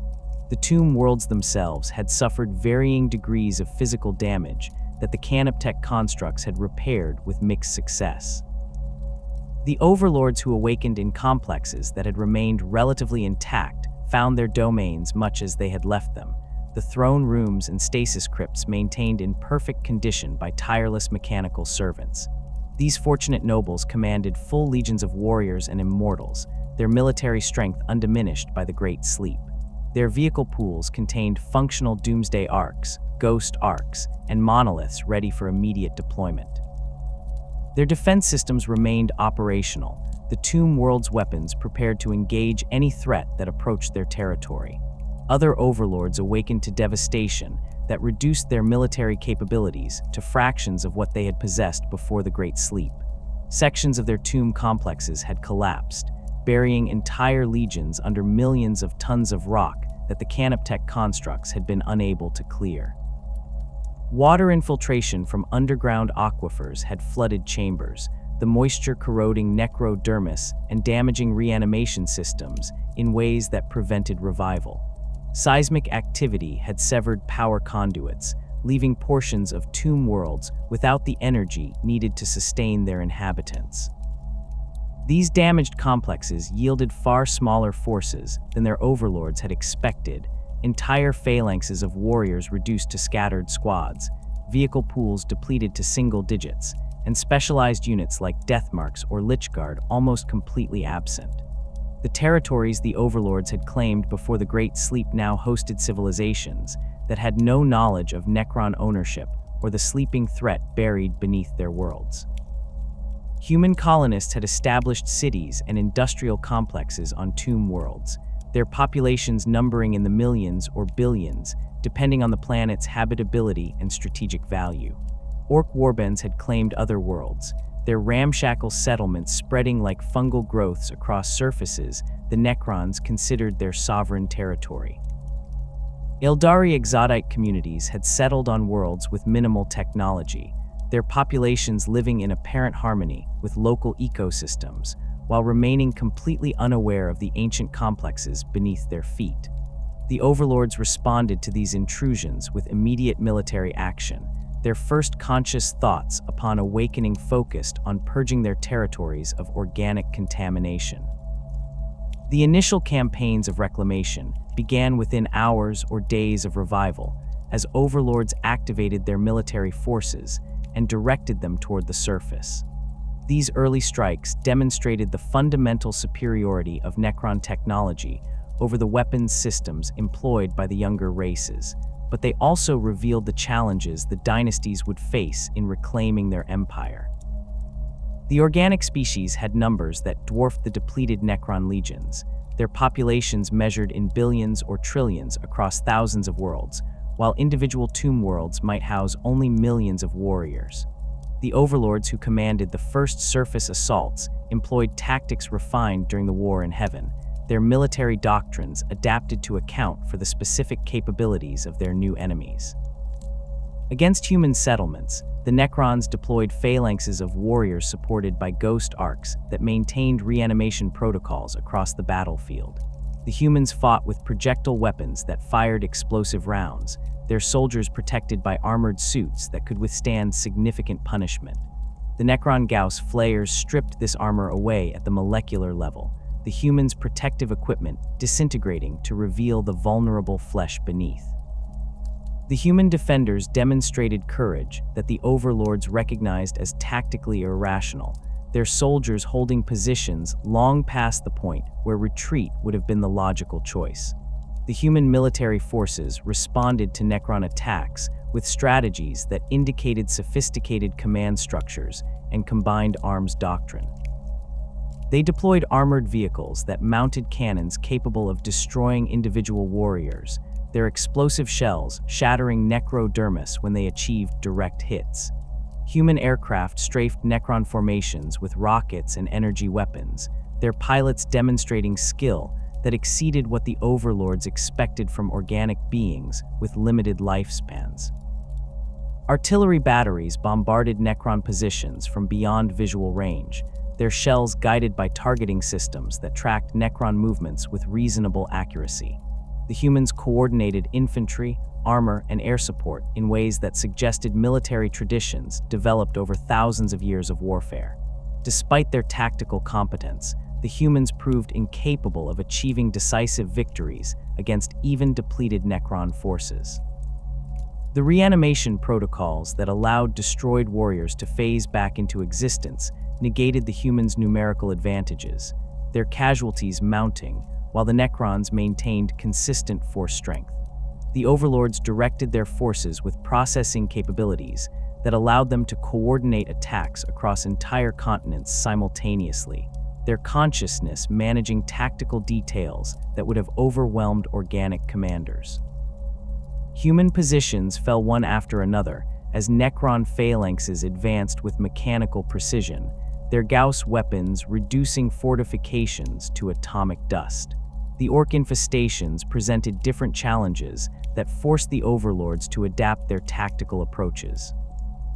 The Greenskins fought with a savagery that exceeded even the Krork the Necrons had faced during the War in Heaven, their degraded forms compensating for lost sophistication with raw aggression and numbers that seemed to multiply regardless of casualties inflicted. Orc warbands charged directly into Necron firing lines, their crude weapons blazing as they closed to melee range where they could bring their physical strength to bear. The Overlords discovered that Orcs could tear apart individual warriors through brute force, their massive hands ripping necrodermis limbs from torsos and crushing skulls that contained consciousness matrices. The Necron response to Orc aggression involved increasing the density of their firing lines and deploying heavier weapon systems that could eliminate entire mobs before they reached melee range. Doomsday Arcs positioned behind warrior phalanxes fired their main weapons into the largest Orc concentrations, the quantum beams vaporizing dozens of greenskins with each shot. Destroyers floated above the battlefield on anti-gravity systems, their Gauss cannons tracking individual Orc leaders and eliminating them with sustained fire. The Overlords recognized that Orc psychology centered on following the strongest members of their species, and systematically targeted these leaders to break the Greenskins' cohesion. The tactic proved only partially effective as new Orc bosses emerged to replace those killed, the species' social structure adapting to losses with disturbing speed. The Eldari remnants demonstrated capabilities that genuinely concerned the Overlords who encountered them. These aliens moved with speed that made targeting them difficult even for Necron weapon systems, their bodies enhanced through biological engineering or psychic manipulation that exceeded anything the Eldar had possessed during the War in Heaven. Eldari weapons fired projectiles that could penetrate necrodermis, their shuriken catapults launching monomolecular discs that sliced through living metal with alarming efficiency. Eldari psykers wielded powers drawn from the warp, their abilities allowing them to manipulate reality in ways that bypassed conventional defenses. The Overlords watched Eldari warlocks tear apart warrior squads with psychic lightning or crush immortals with telekinetic force, their powers representing threats that Necron technology struggled to counter effectively. The campaigns to purge tomb worlds of organic infestation proceeded at different rates depending on the strength of forces each Overlord commanded and the resistance they encountered. Some tomb worlds were cleansed within weeks, as overwhelming Necron military superiority crushed relatively weak human colonies or small Orc populations. The Overlords directed their warriors to systematically eliminate every organic being on these worlds, their forces moving from settlement to settlement with mechanical thoroughness. Survivors who fled into wilderness areas found themselves hunted by death marks that phased in from pocket dimensions to eliminate targets with precision Gauss fire. Canoptech constructs scoured the cleansed worlds for any remaining organic contamination, their sensors detecting life signs that human technology couldn't hide. Other tomb worlds required months or years to fully reclaim as entrenched human populations or massive Orc infestations fought with desperate determination. The overlords commanding these campaigns discovered that the younger races had developed their own sophisticated military doctrines during the millions of years of Necron dormancy.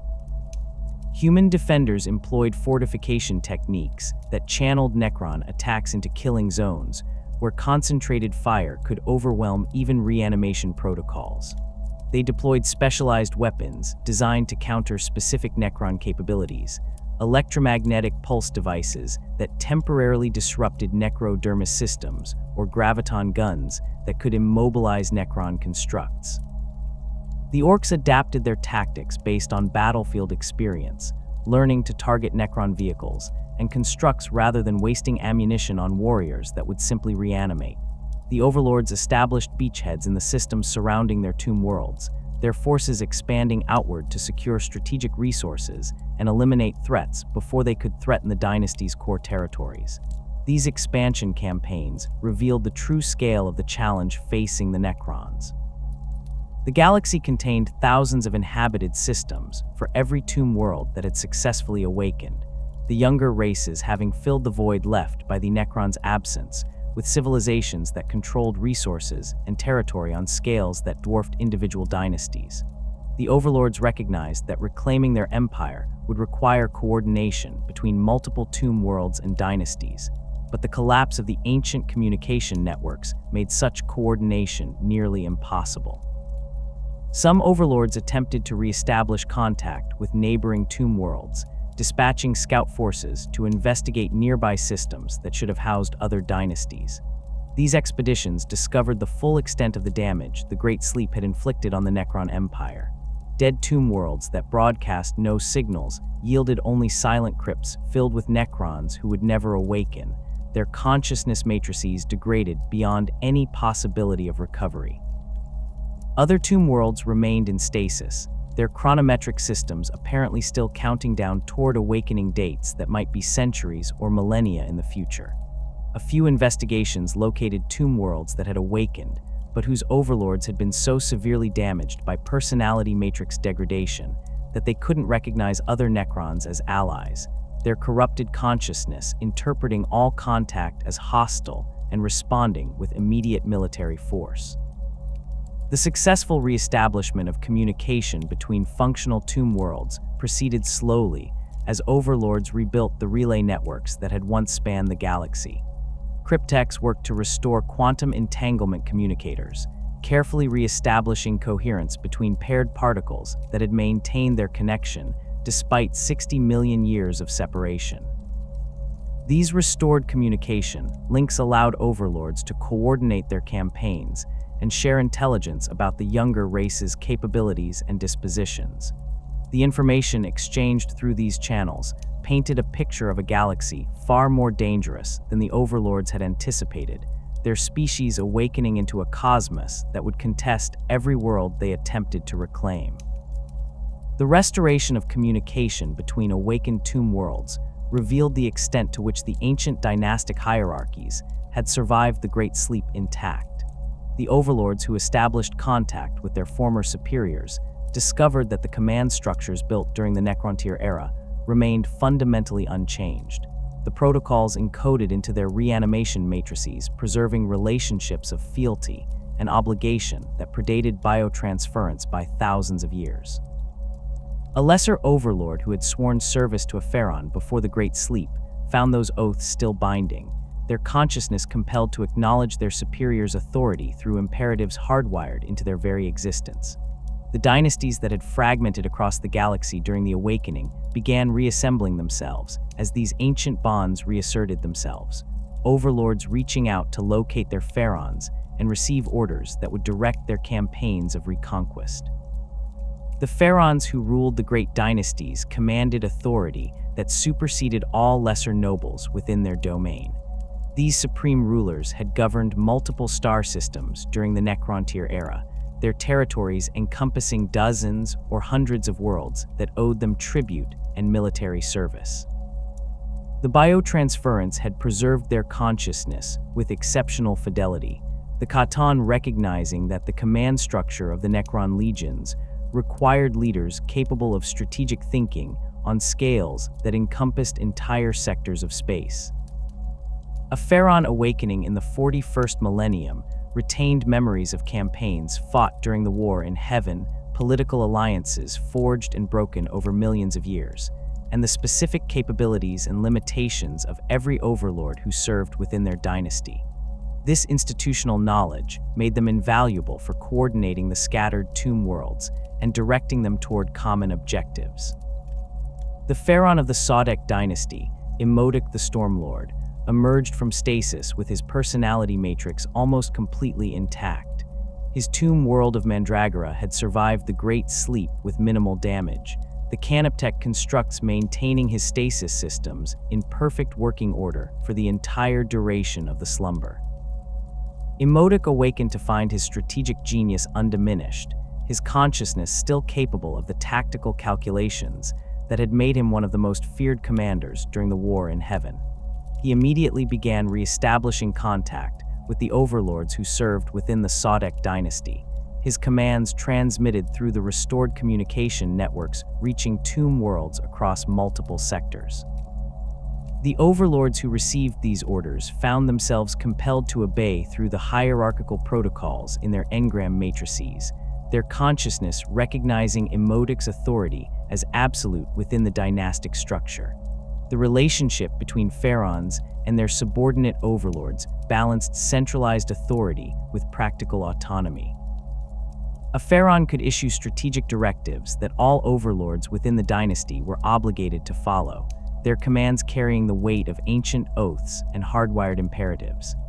An overlord who received orders to assault a specific star system or eliminate a particular threat would execute those commands with the full resources at their disposal, their forces committed to achieving the objectives their pharaon had defined. Yet within the parameters of these strategic directives, the overlords maintained significant freedom to determine their own tactical approaches and manage their territories as they saw fit. A pharaon might command an overlord to conquer a sector, but the specific methods employed and the allocation of forces remained at the overlord's discretion. This balance of authority and autonomy created a command structure that allowed the dynasties to operate across vast distances while maintaining unified strategic direction. The overlords served as semi-autonomous military commanders who could respond to local conditions without requiring constant guidance from their pharaon. They assessed threats within their territories, allocated their forces to address those threats, and prosecuted campaigns according to tactical doctrines they had developed over millions of years of warfare. The pharaon monitored these activities through reports transmitted via the communication networks, intervening only when an overlord's actions diverged from dynastic objectives or when coordination between multiple overlords became necessary for large-scale operations. The Nemessers occupied a unique position within this hierarchy as supreme military commanders whose authority derived from tactical expertise rather than territorial control. These warrior lords had earned their rank through demonstrated genius in battlefield command, their strategic acumen making them invaluable assets to their pharaons. A Nemesser coordinated the military operations of multiple overlords during large-scale campaigns, their consciousness processing tactical data from across entire war zones and issuing orders that synchronized the efforts of forces that might be separated by light years of distance. The relationship between Nemessers and the overlords they commanded during campaigns existed in a state of productive tension, the overlords obligated to follow the Nemessers' tactical directives while maintaining their own authority over their personal legions and territories. The coordination of multiple overlords under a Nemesser's command required communication systems and tactical protocols that pushed the limits of Necron technology. The Nemesser established a command network that linked their consciousness directly to the overlords participating in the campaign, creating a tactical mesh that allowed real-time coordination across distances that would make conventional command and control impossible. Through this network, the Nemesser monitored the disposition of every unit under their authority, tracked the progress of objectives across multiple battlefields, and issued orders that arrived instantaneously regardless of the physical separation between forces. The overlords connected to this network retain their individual consciousness and command authority, but they experience the Nemesser's strategic vision as a constant presence in their awareness. Their tactical decisions influenced by the broader operational picture only the Supreme Commander could perceive. The distinction between a Nemesser's military authority and an overlord's political power created situations where strategic genius and territorial control existed in separate individuals. An overlord might rule vast territories and command millions of warriors, their political authority within the dynasty second only to the pharaoh themselves. Yet during military campaigns, they would defer to a Nemesser, whose territorial holdings consisted of a single tomb world, but whose tactical expertise exceeded anything the overlord possessed. This separation of political and military authority prevented the concentration of too much power in single individuals, while ensuring that campaigns were directed by those most qualified to achieve victory. The system functioned because the hierarchical protocols encoded in Necron consciousness made disobedience to legitimate authority essentially impossible, the overlords following Nemesser commands during campaigns, even when those orders contradicted their personal preferences or territorial interests. The courts that surrounded each overlord consisted of specialists and advisors whose expertise supplemented the overlord's own capabilities. The royal wardens served as the overlord's primary military deputies, their consciousness programmed with tactical subroutines that made them exceptional battlefield commanders. These wardens coordinated the overlord's forces during engagements, their relocation protocols allowing them to teleport across the battlefield to wherever their presence was most needed. A royal warden monitored the disposition of warrior phalanxes and immortal squads, identifying weak points in their formations and redeploying units to address threats before they could exploit those vulnerabilities. They served as the overlord's eyes on the battlefield, their sensor feeds providing detailed tactical data that informed command decisions. The cryptechs who served in overlord courts represented multiple disciplines of Necron technological mastery, each specialization providing capabilities that enhanced the dynasty's military effectiveness. The plasmancers wielded control over solar energies, their weapons channeling the power of stars into focused beams that could vaporize enemy formations. These specialists studied the fundamental forces that governed stellar fusion, their understanding allowing them to manipulate plasma states with precision that exceeded anything the younger races had achieved. An overlord commanding a plasmancer could call down solar fire on enemy positions, the specialist directing energies that turned battlefields into lakes of molten glass. The plasmancers also maintained the tomb world's power systems, their expertise ensuring that the reactors and energy conduits that sustained the dynasty functioned at optimal efficiency. The chronomancers manipulated temporal fields through technologies that the overlords themselves only partially understood.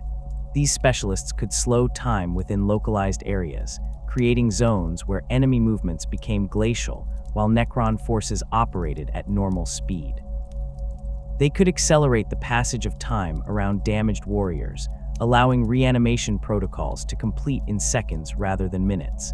The most skilled chronomancers created temporal loops that trapped enemies in repeating moments, their consciousness experiencing the same instant of death over and over while their bodies remained frozen in space.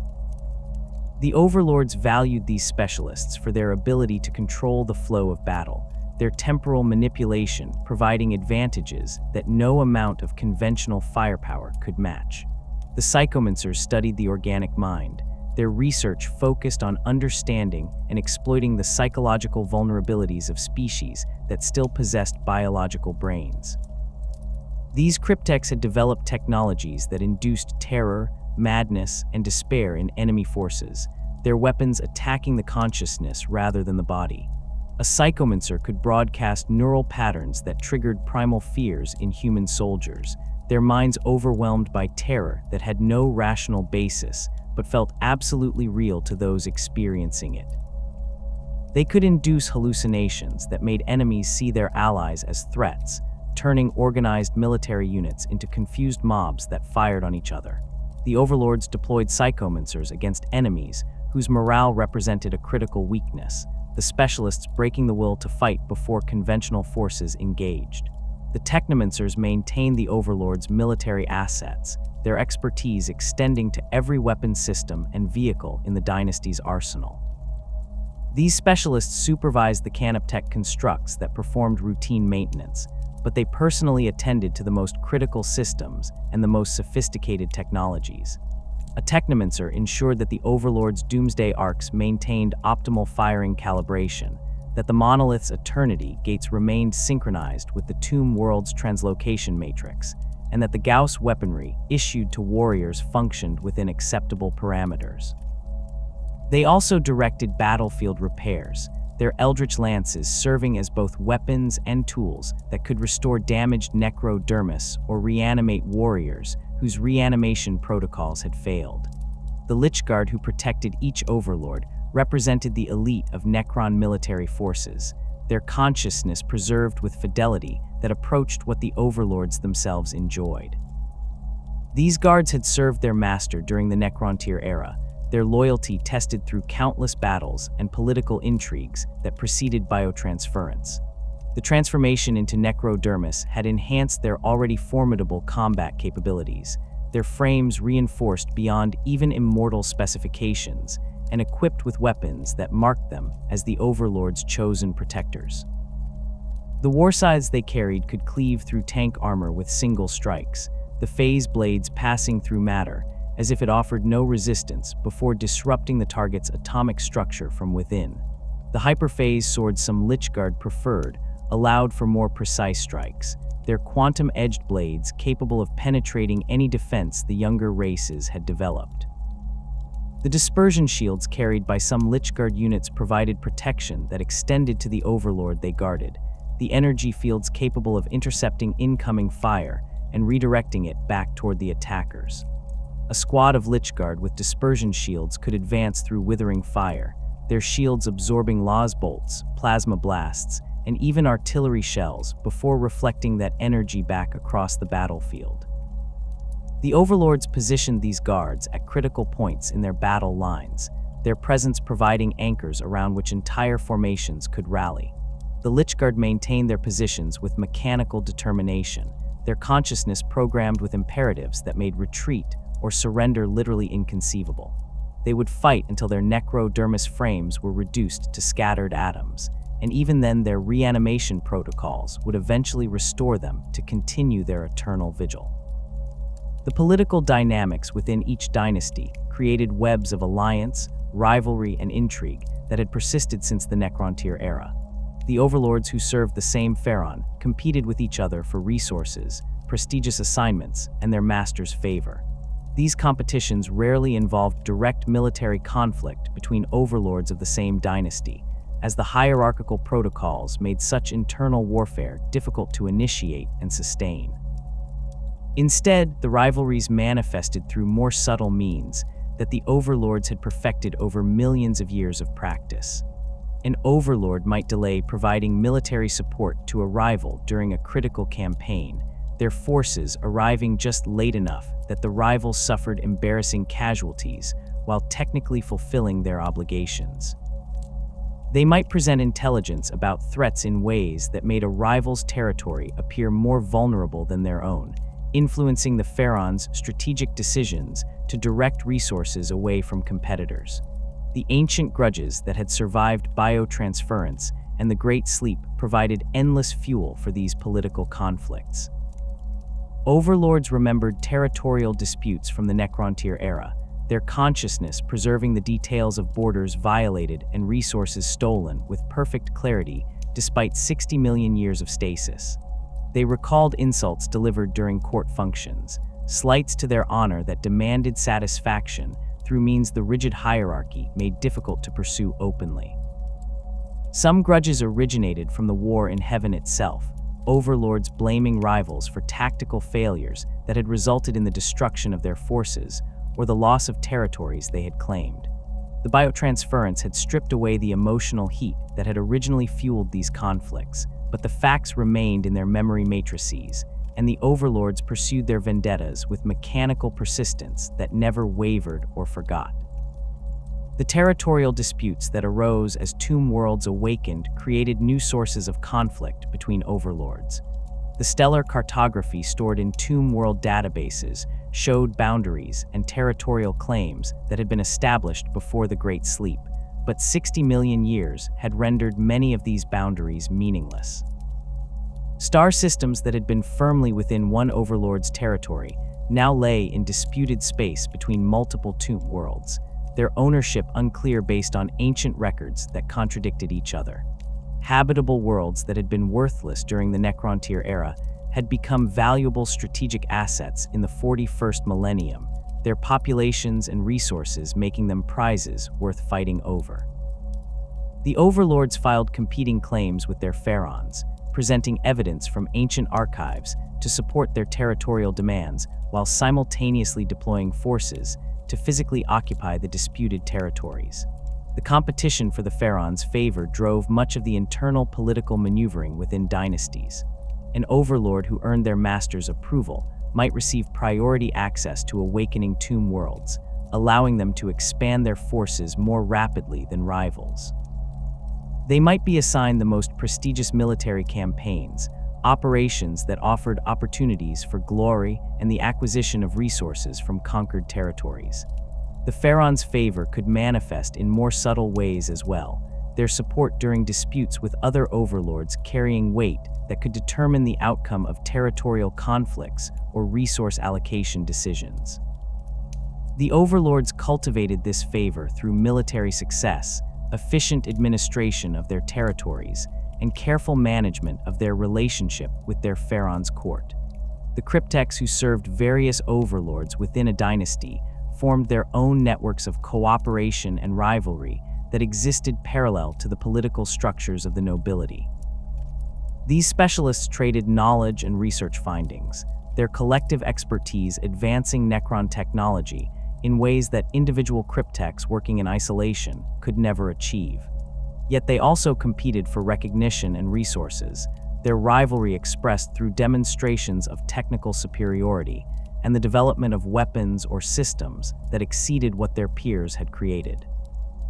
A plasmancer might develop a new solar weapon specifically to outperform a rival's design, the competition between specialists driving innovation that benefited the dynasty as a whole even as it fed their individual ambitions. The relationship between Overlords and their cryptech advisors required careful management, as these specialists possessed knowledge that made them valuable but also potentially threatening. A cryptech understood the systems that sustained their Overlord's consciousness and maintained their necrodermis frame, their technical expertise giving them theoretical ability to damage or destroy their master if they chose rebellion. The hierarchical protocols made such betrayal difficult, but not impossible for a cryptech whose consciousness had degraded in ways that corrupted their loyalty imperatives. The Overlords managed this risk through a combination of rewards for faithful service and the implicit threat of permanent deactivation for those who proved unreliable. They also ensured that no single cryptech possessed complete knowledge of all critical systems, distributing technical expertise across multiple specialists so that losing any individual would not cripple the dynasty's capabilities. The courts assembled by the most powerful Overlords rivaled those of lesser pharaons in their size and sophistication. These nobles commanded multiple cryptechs representing different disciplines, their combined expertise providing capabilities that exceeded what most dynasties could field. They maintained large Lichguard contingents that served not just as bodyguards, but as elite strike forces capable of independent operations. Their royal wardens coordinated forces across multiple star systems, their tactical networks managing campaigns that would overwhelm lesser commanders. These elaborate courts represented the Overlord's power and prestige within the dynasty, their ability to attract and retain talented specialists, demonstrating the resources and influence they commanded. The military assets controlled by individual Overlords varied dramatically based on the size of their territories and the condition of their Tomb Worlds after the Great Sleep. An Overlord whose Tomb World had survived intact might command millions of warriors organized into phalanxes that could overwhelm any opposition through sheer weight of Gauss fire. Their vehicle pools might contain hundreds of ghost arcs to maintain reanimation coverage across vast battlefields, dozens of doomsday arcs to provide heavy fire support, and multiple monoliths to serve as mobile fortresses. The most powerful overlords deployed tesseract vaults that contained Khatan shards, the imprisoned star god fragments serving as weapons of apocalyptic power that could reshape battlefields through reality warping abilities. Other overlords commanded far more modest forces, their military strength limited by tomb world damage or the small size of their pre-sleep territories. These nobles might lead forces numbering in the thousands rather than millions, their campaigns necessarily focused on objectives that matched their limited resources.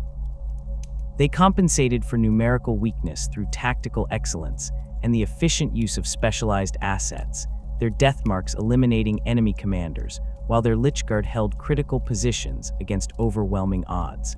These lesser overlords often found themselves serving as subordinates during large campaigns, their forces integrated into larger armies commanded by nemessers or more powerful overlords.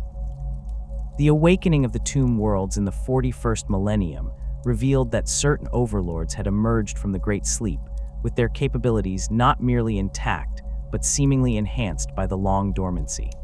These exceptional nobles commanded dynasties or domains that quickly established themselves as major powers in the galaxy, their military campaigns and territorial ambitions reshaping entire sectors. Their personalities, preserved with unusual fidelity through the biotransference and stasis, made them individuals rather than mere automatons executing pre-programmed directives. The younger races that encountered these overlords discovered that the Necrons possessed leaders whose tactical genius and strategic vision rivaled or exceeded the greatest commanders their own species had produced. Imodic the Stormlord ruled the Sodek dynasty from his throne world of Mandragora, his authority extending across hundreds of tomb worlds that recognized his supremacy. The Pharaon had awakened with his consciousness almost perfectly preserved, his memories of the war in heaven and the Necrontyr era remaining sharp and detailed despite 60 million years of stasis. His strategic genius manifested in campaigns that demonstrated an understanding of warfare that transcended mere tactical competence. Imodic perceived battles not as isolated engagements, but as components of larger strategic patterns that played out across decades or centuries. He calculated the political and military consequences of every action, his decisions accounting for variables that other commanders never considered. When Imodic committed forces to a campaign, he had already war-gamed dozens of potential outcomes and prepared contingencies for each one. The Vidar sector became the focus of Imodic's initial campaigns of reconquest, the region containing multiple tomb worlds that had once sworn fealty to the Sodek dynasty. The Pharaon coordinated the awakening of these subordinate tomb worlds, his commands transmitted through restored communication networks reaching overlords who had served under his authority during the Necrontyr era.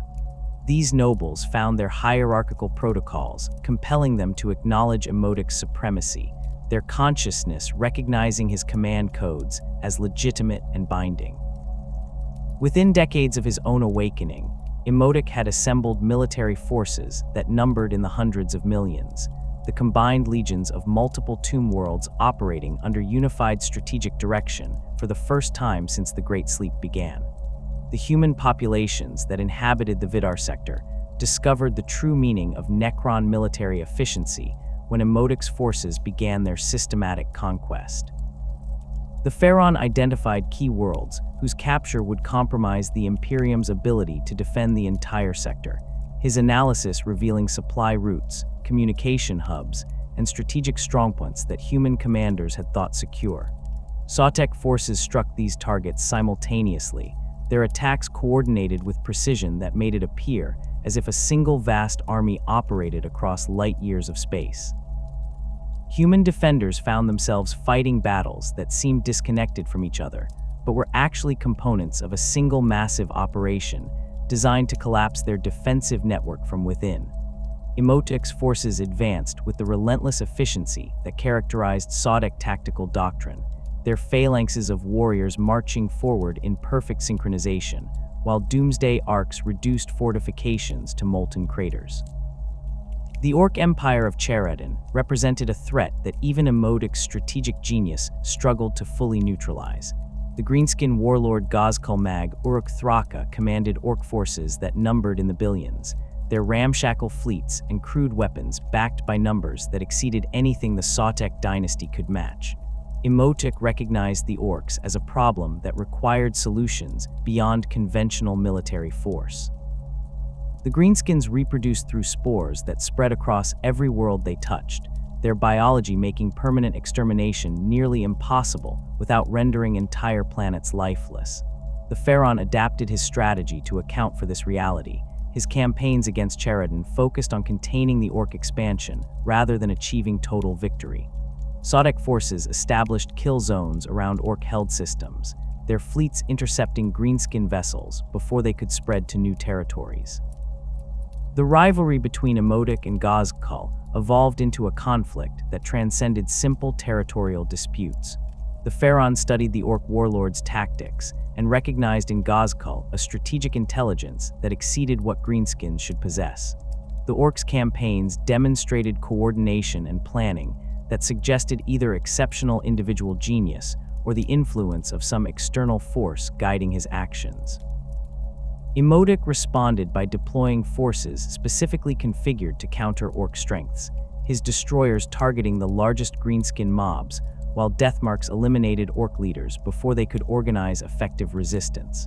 The conflict settled into a grinding stalemate, as neither side could achieve decisive advantage, the Orcs' numbers balancing against Necron technological superiority in battles that consumed entire star systems. The ambition that drove Emotic extended beyond merely reclaiming Sodic territories. The Pharaon studied the fragmented state of the Necron species and concluded that their survival required unification under centralized leadership. He envisioned himself as the supreme ruler of all Necron dynasties, a new silent king who would coordinate the scattered tomb worlds and direct them toward the systematic reconquest of the galaxy. This ambition required careful political maneuvering alongside military success, as the other pharaohs guarded their independence jealously and would resist any attempt to subordinate them to another's authority. Emotic worked to expand Sotek influence through a combination of military alliances, demonstrations of superior strategic capability, and the calculated distribution of resources to dynasties that acknowledged his leadership. The Stormlord's court on Mandragora reflected the sophistication of his rule and the resources he commanded. Cryptex representing every major discipline served in his retinue, their combined expertise making the Sodic dynasty's technological capabilities unmatched by any other awakened dynasty. His Lichguard numbered in the thousands, their ranks filled with warriors whose consciousness had been preserved with exceptional fidelity, specifically because of their importance to the Pharaon's personal security. The royal wardens who coordinated Sodic military operations possessed tactical subroutines that Emotic had personally refined, their consciousness enhanced with strategic protocols that made them extensions of the Pharaon's own military genius. The court functioned with efficiency that made it a model other dynasties attempted to emulate, its systems and hierarchies optimized through millions of years of refinement. Anraker the Traveler represented a completely different approach to existence in the 41st millennium, his response to the awakening defined by circumstances that set him apart from other overlords. His tomb world had been destroyed during the Great Sleep, the complex suffering catastrophic failure that left Anraker as one of the few survivors from his entire dynasty. The Overlord awakened to find himself effectively alone, his court destroyed, and his armies reduced to a handful of warriors and specialists who had survived the disaster through chance rather than design. Rather than attempting to establish a new domain or swear fealty to another pharaoh, Anraker chose a path that would define his existence for centuries to come. He became the Traveler, an overlord without territory who journeyed across the galaxy seeking tomb worlds that remained dormant and working to awaken the dynasties that slumbered within them. The motivation driving Anraker's endless travels combined practical necessity with something approaching idealism, though that term applied imperfectly to Necron consciousness. He recognized that the scattered, fragmented state of the Necron species made them vulnerable to the younger races despite their technological superiority. Every tomb world that remained dormant represented military strength that could not contribute to the species' survival. Every dynasty that slept while the Imperium expanded its territories was a missed opportunity to reclaim worlds that had once belonged to the Necrons. Anraker dedicated himself to correcting this situation through direct action, his forces traveling from system to system to locate dormant tomb worlds and initiate their awakening sequences. The process of awakening a tomb world required technical expertise that exceeded what most overlords possessed. Many tomb worlds remained dormant, not because their chronometric systems had failed to reach their trigger points, but because damage to critical systems prevented the awakening sequences from executing properly. Power conduits severed by tectonic shifts left entire sections of tomb complexes without the energy needed to revive their inhabitants. Reanimation protocol failures trapped Necrons in permanent stasis, their consciousness unable to transfer back into their necrodermis frames. Control systems corrupted by temporal degradation issued contradictory commands that locked tomb worlds into loops they couldn't escape without external intervention. Anraker commanded cryptechs, whose specializations allowed them to diagnose and repair these failures, their technical knowledge making the Traveler's mission possible. The campaigns Anraker conducted to reach dormant tomb worlds often required military action against whatever species had claimed the territories surrounding them. The Overlord discovered tomb worlds buried beneath human cities, their complexes unknown to the populations living directly above them. He found others on worlds the orcs had infested, the greenskins completely unaware of the ancient technology beneath their ramshackle settlements. Eldari exotite communities had established themselves on tomb worlds, their populations living in harmony with local ecosystems while remaining ignorant of the sleeping threat in the planetary crust. Anraker's forces assaulted these populations with the same mechanical efficiency any Necron army employed, his warriors advancing in disciplined phalanxes while his specialists worked to access the tomb complexes and initiate awakening protocols. The reception Anraker received from the dynasties he awakened varied dramatically based on the personalities of their overlords and the condition they found themselves in upon revival. Some greeted the Traveler as a savior, their gratitude for his intervention manifesting in offers of alliance and military support. These dynasties provided Anraker with additional forces to replace casualties his own troops had suffered, their warriors and vehicles joining his army to assist with future awakening operations. Other overlords responded to their revival with suspicion or outright hostility, their damaged consciousness interpreting Anraker's presence as a threat rather than assistance. These nobles sometimes attacked the Traveler's forces immediately upon awakening, their corrupted engrams preventing them from recognizing other Necrons as allies. Anraker's troops defended themselves with the minimum force necessary, their commander understanding that these attacks resulted from malfunction rather than genuine hostility. The most frustrating responses came from overlords who awakened intact, but refused to acknowledge any obligation to Anraker for his assistance.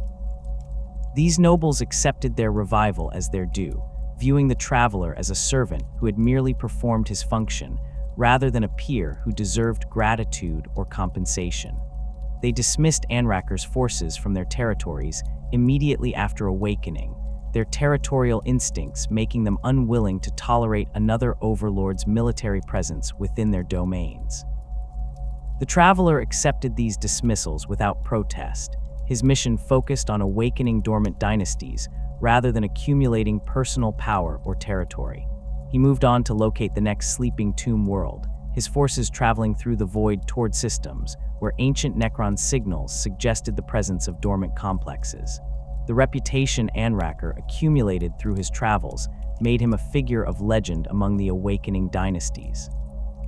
Stories of the Traveler spread through the restored communication networks, overlords sharing accounts of his interventions, and the dynasties he had saved from permanent dormancy.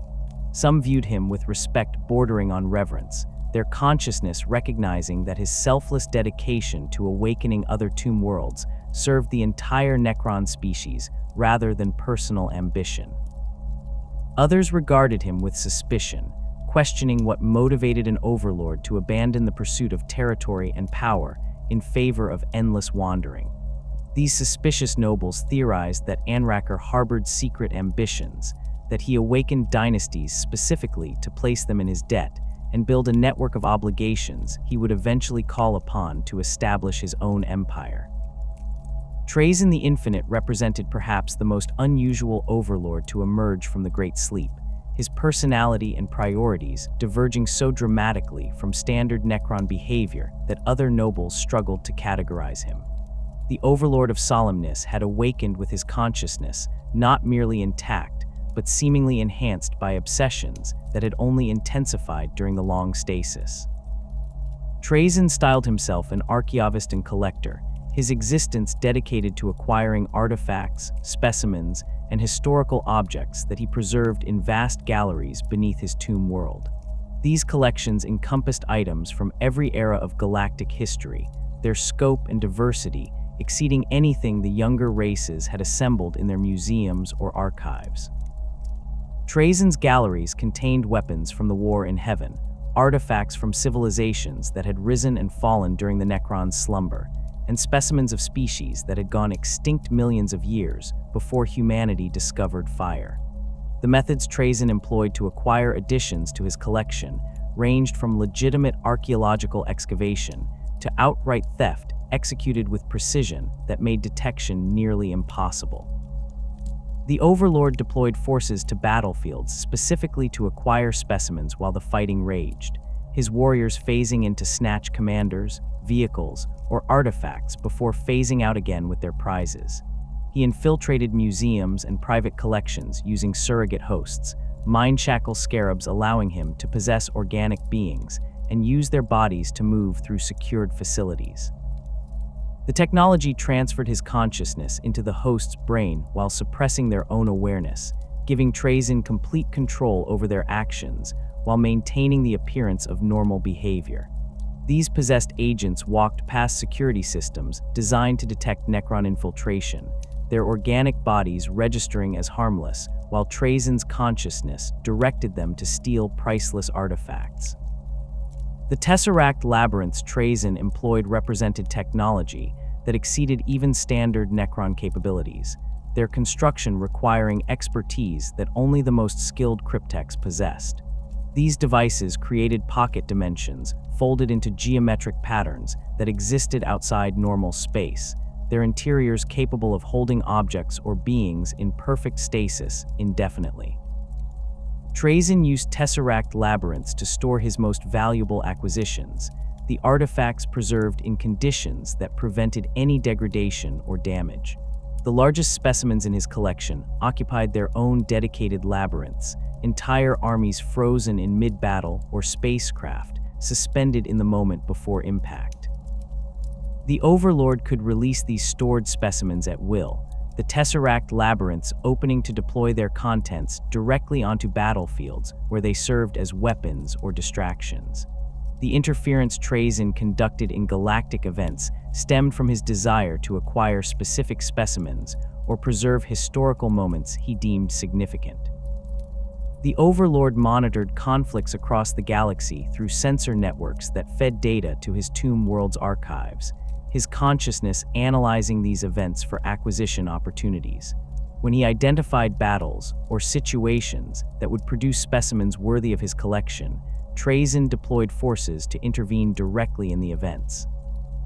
His warriors materialized on battlefields to capture specific individuals, their targeting protocols identifying commanders, heroes, or unique specimens that the Overlord wanted to preserve. These interventions sometimes altered the outcomes of battles in ways that affected entire campaigns, Trazyn's acquisitions removing key figures whose presence or absence changed the balance of forces. The peculiar sense of honor that governed Trazyn's behavior made him unpredictable even by Necron standards. The Overlord maintained agreements he made with other species when those agreements served his collection's interests. His consciousness, recognizing that reputation for reliability, made future negotiations possible. He returned artifacts he had borrowed when the terms he had agreed to required their return, though he often retained perfect copies created through molecular scanning that rendered the duplicates indistinguishable from originals. Trazyn collaborated with other overlords when their objectives aligned with his acquisition goals, his forces providing support during campaigns in exchange for first access to artifacts or specimens the battles produced. These collaborations ended immediately once Trazyn obtained what he wanted, the Overlord withdrawing his forces regardless of whether the larger campaign had concluded. The galleries beneath Solemnus contained specimens that would terrify the younger races if they understood what Trazyn had collected. Entire space marine companies stood frozen in tesseract labyrinths, their warriors suspended in the moment of battle, with their weapons raised and their war cries frozen on their lips. Elder aspect warriors occupied their own displays, their graceful forms captured mid-leap or in the instant before their weapons discharged. Orc warbosses stood alongside their retinues, the greenskins' savage expressions preserved perfectly. Human Imperial Guard regiments filled massive galleries, their ranks stretching for hundreds of meters as thousands of soldiers stood in formation. The Overlord had even acquired specimens from the Horus Heresy, ancient warriors whose armor bore heraldry from legions that no longer existed in the 41st millennium. Nemesser Zondrek of Gidrim commanded respect and pity in equal measure from other overlords who learned his story. The Nemesser had been one of the greatest military minds the Necrontyr had produced, his tactical genius earning him rank and glory during the final centuries before biotransference. The transformation into Necrodermis and the subsequent Great Sleep had damaged his engram matrices in ways that corrupted his perception of reality, while leaving his strategic capabilities mysteriously intact. Zondrek awakened believing that he remained a Necrontyr noble, his consciousness unable to process that he had been transformed into a machine, or that 60 million years had passed since he last commanded organic soldiers. He perceived his Necrodermis body as flesh, his warriors as living Necrontyr troops, and the enemies he fought as rival dynasties, competing for territory in conflicts that resembled those of the Necrontyr era. The delusion that governed Zondrek's existence manifested in behavior that other overlords found both tragic and tactically brilliant. The Nemesser conducted his campaigns according to codes of honor that had governed Necrontyr warfare, his forces observing protocols that made no sense in conflicts against species that had never heard of these ancient traditions. He sent heralds to enemy commanders before battles, these warriors programmed to deliver formal challenges and declarations of intent that confused human officers who received them. Zondrek offered honorable surrender terms to defeated enemies, his consciousness genuinely believing that these organic beings were Necrontyr nobles who deserved the courtesies due to worthy opponents. He took prisoners rather than exterminating defeated forces, his warriors restraining enemy soldiers and transporting them to holding facilities where they remained in stasis until Zondrek decided their fate. The strategic brilliance that Zondrek demonstrated despite his corrupted consciousness amazed other overlords who studied his campaigns. The Nemesser's tactical decisions remained as sound as they had been during the Necrontyr era, his analysis of battlefield conditions and enemy capabilities showing no degradation despite the delusions that colored his perception. He identified weak points in enemy defenses with the same genius that had made him legendary during the War in Heaven, his forces exploiting these vulnerabilities with precision that achieved victory after victory. Zondrek coordinated multi-front campaigns across entire star systems, his consciousness managing tactical details that would overwhelm lesser commanders while maintaining the strategic vision that ensured each battle contributed to larger operational objectives. The contrast between his delusional perception and his intact tactical genius created a commander who was simultaneously mad and brilliant. Vargard Oberon served as Zondrek's loyal bodyguard and the only being who understood the true extent of his master's condition. The Vargard had been Zondrek's friend during the Necrontyr era, their relationship predating the formal bonds of service that biotransference had encoded into their consciousness.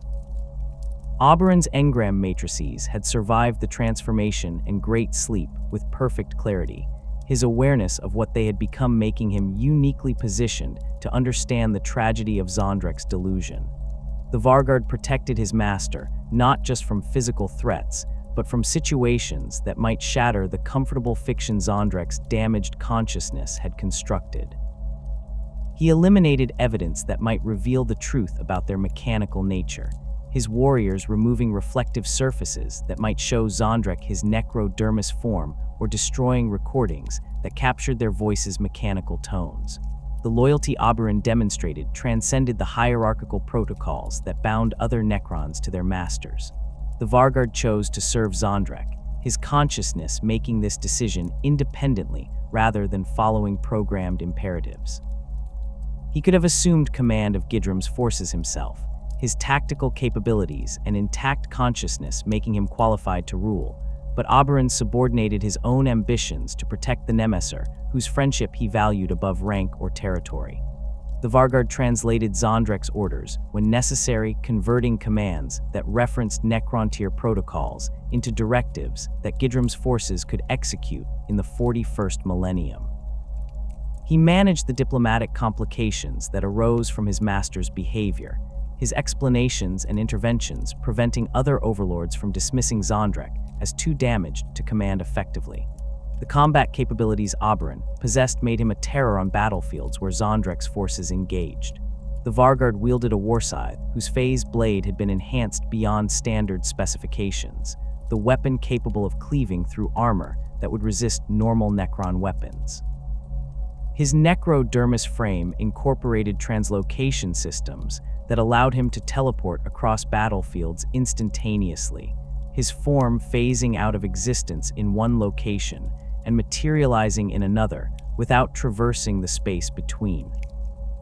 Oberon used this capability to protect Zondrek from threats the Nemesser's delusions prevented him from recognizing, the Vargard appearing between his master and enemy assassins, or teleporting directly into enemy formations to eliminate commanders before they could threaten Gidrum's forces.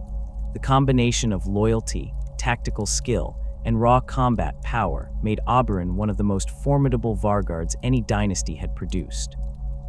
The personal armaments carried by Necron Overlords represented technology that exceeded the weapons issued to lesser ranks by orders of magnitude.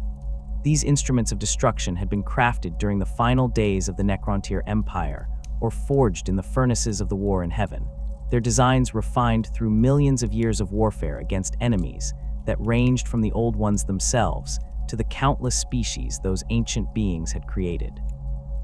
The overlords who wielded these weapons understood their capabilities with the intimate knowledge that came from having used them across battlefields that span the galaxy, their consciousness retaining tactical data about optimal firing solutions, effective ranges, and the specific effects each weapon produced against different target types. The hyperphase sword existed in a state of quantum uncertainty that made it one of the most devastating close combat weapons the Necrons had developed. The blade phased between dimensions at frequencies measured in microseconds, its edge existing simultaneously in real space and in dimensional states that conventional matter couldn't interact with normally. When an overlord struck with a hyperphase sword, the weapon passed through armor, force fields, and physical barriers as if they weren't present, the quantum phasing allowing the blade to bypass these defenses entirely. The disruption occurred at the molecular level as the sword's edge interacted with the target's atomic structure during the brief instance it existed in real space, the oscillating phase frequency tearing apart molecular bonds and reducing whatever it touched to its component atoms. An overlord could thrust a hyperphase sword through a space marine's power armor without the blade ever actually cutting the ceramite, the weapon instead disrupting the material's atomic cohesion from within and allowing the blade to emerge from the other side of the target, as if the armor had been liquid rather than solid. The warscythe combined the hyperphase blade technology with integrated Gauss weaponry in a single weapon that served as both melee instrument and ranged armament. The curved blade mounted on a shaft that stood taller than most organic warriors' incorporated phase field generators that created the same quantum uncertainty effect as hyperphase swords, but on a larger scale. The weapon's size and the power of its phase fields meant that an overlord wielding a warscythe could bisect armored vehicles with single strikes, the blade passing through tank armor and cutting through the vehicle's internal structure without resistance. The haft of the warscythe housed a Gauss projector that fired focused beams capable of stripping matter apart at range.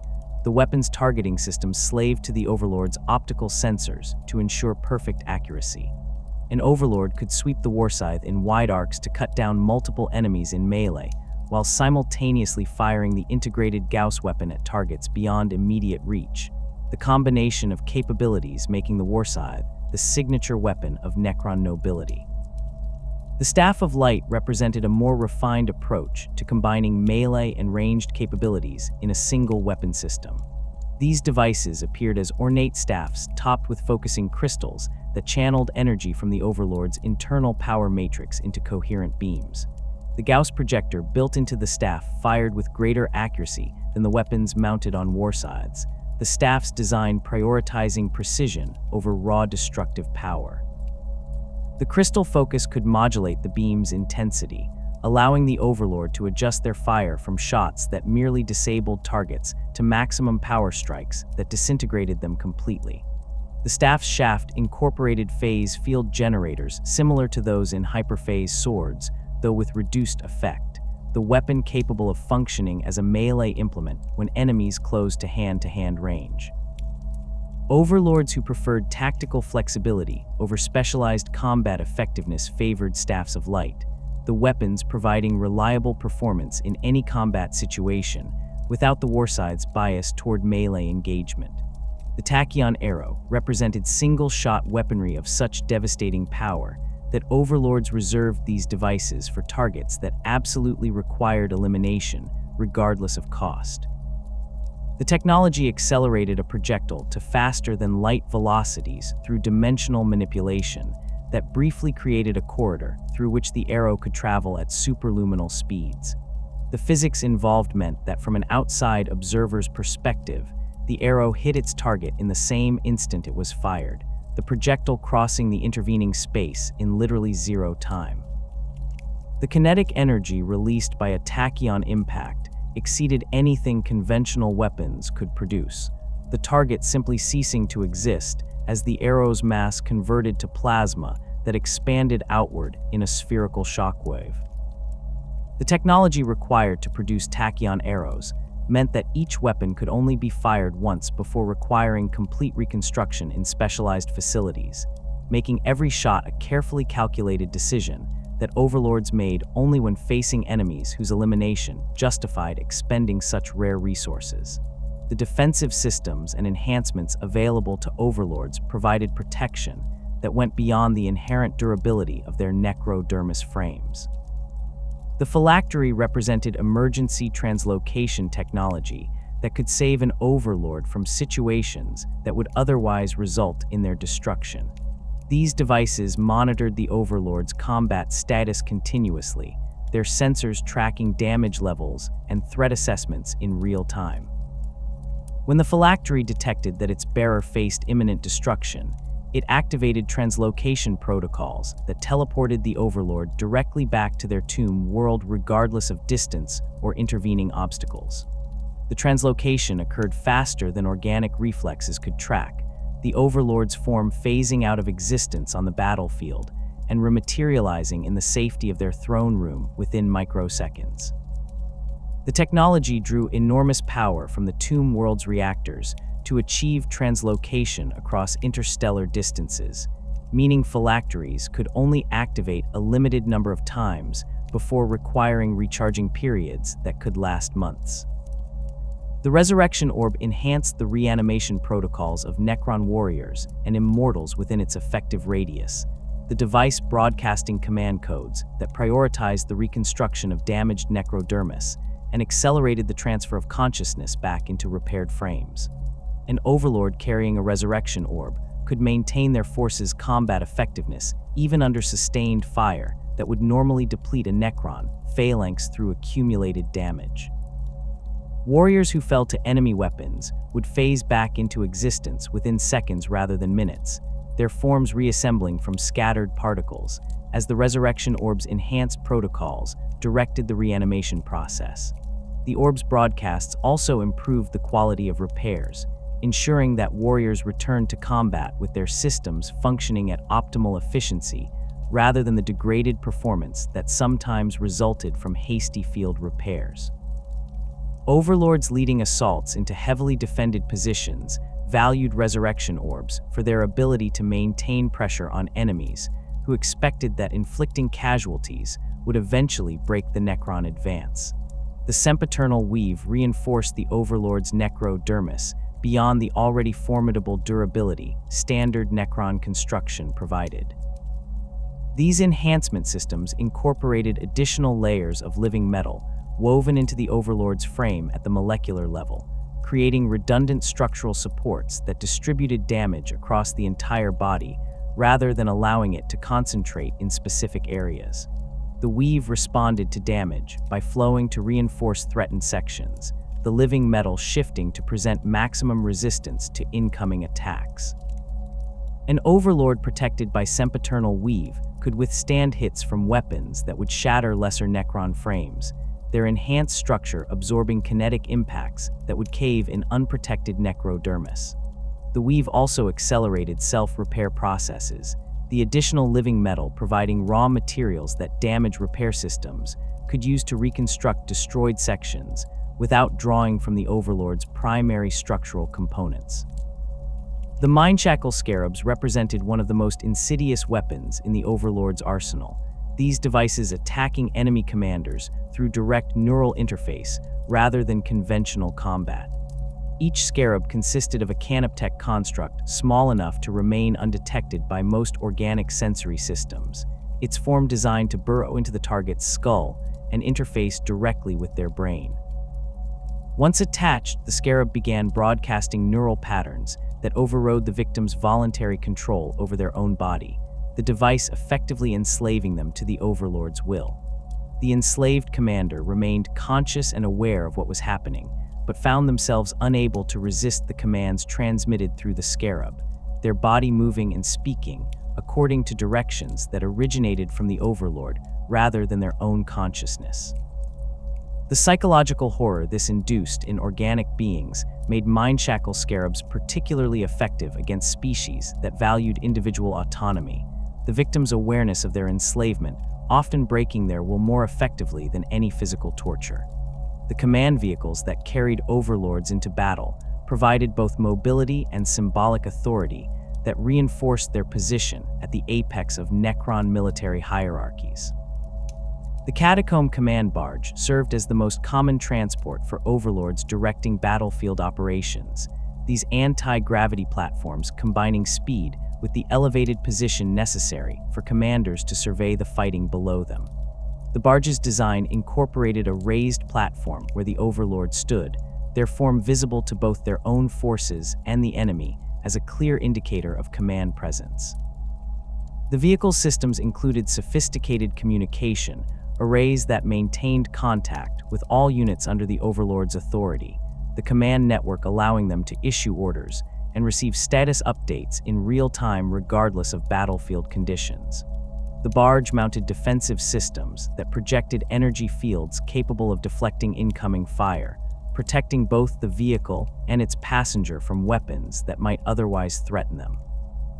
The tactical advantages provided by command barges extended beyond simple transportation. The elevated position allowed Overlords to observe battlefield developments that ground-level commanders might miss, their optical sensors scanning across entire war zones to identify threats and opportunities as they emerged. The barge's speed meant that Overlords could reposition themselves rapidly to respond to changing tactical situations, their mobility ensuring they remained where their presence would have maximum effect.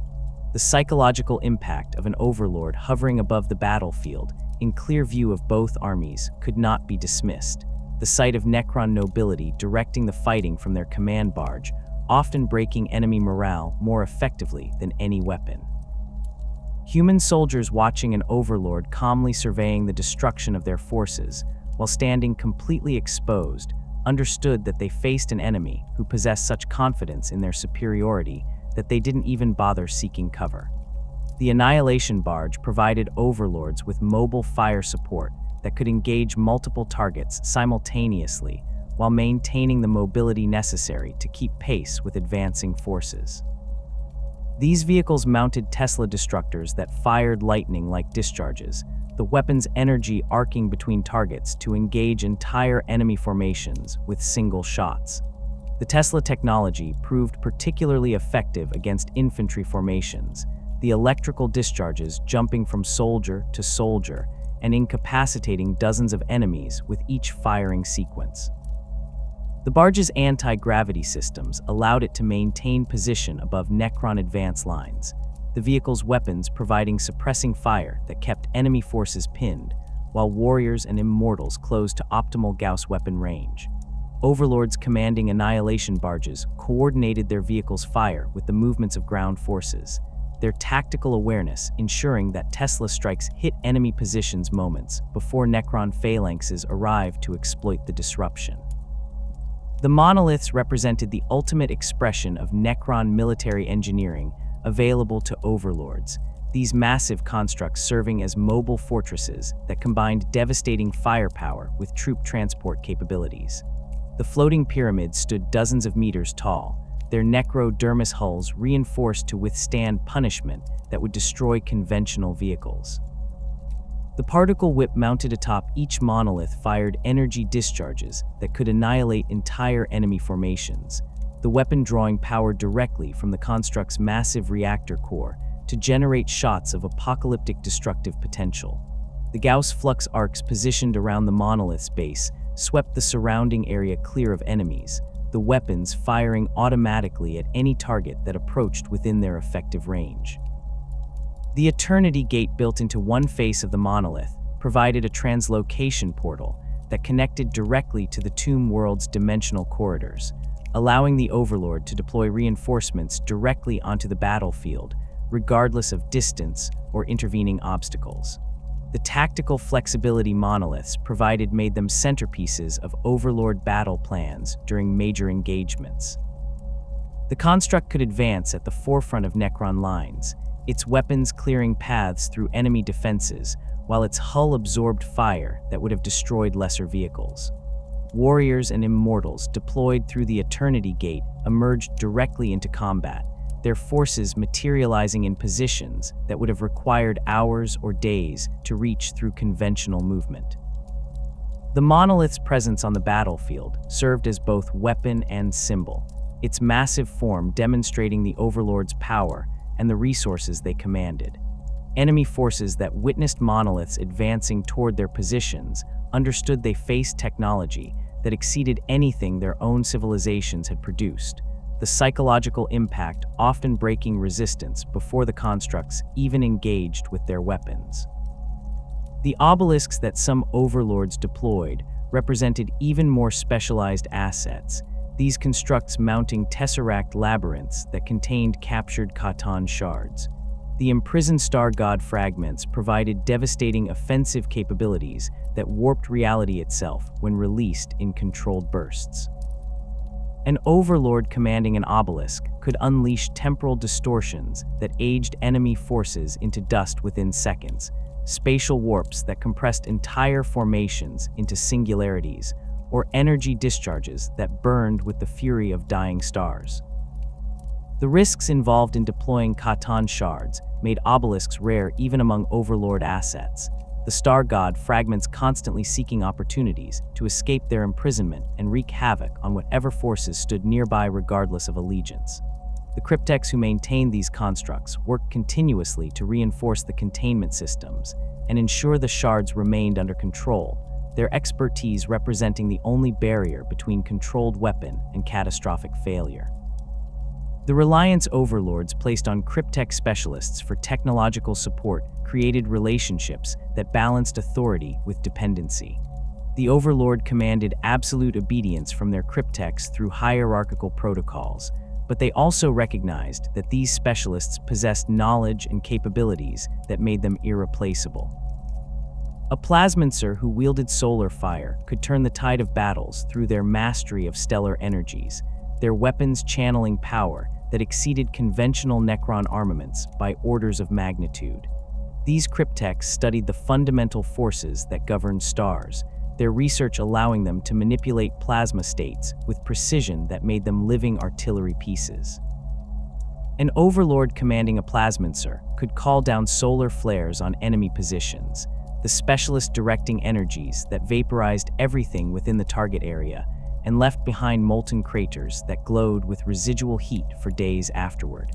The chronomancers who served overlord courts manipulated temporal fields through technologies that bordered on incomprehensible, even to other Necrons.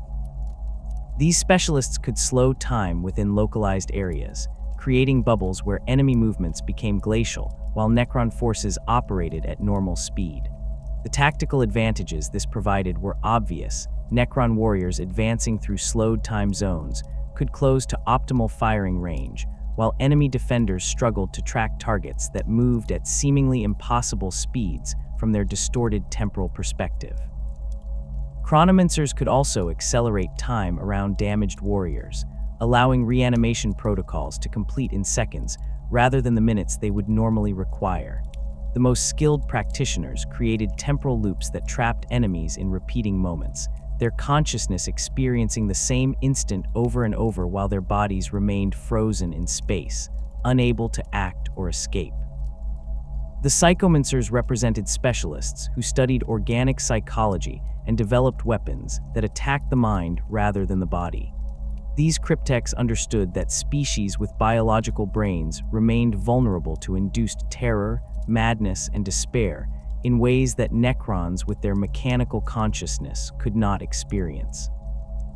The device's psychomancers created broadcast neural patterns designed to trigger primal fears embedded in organic psychology, their signals inducing panic responses that overwhelmed rational thought.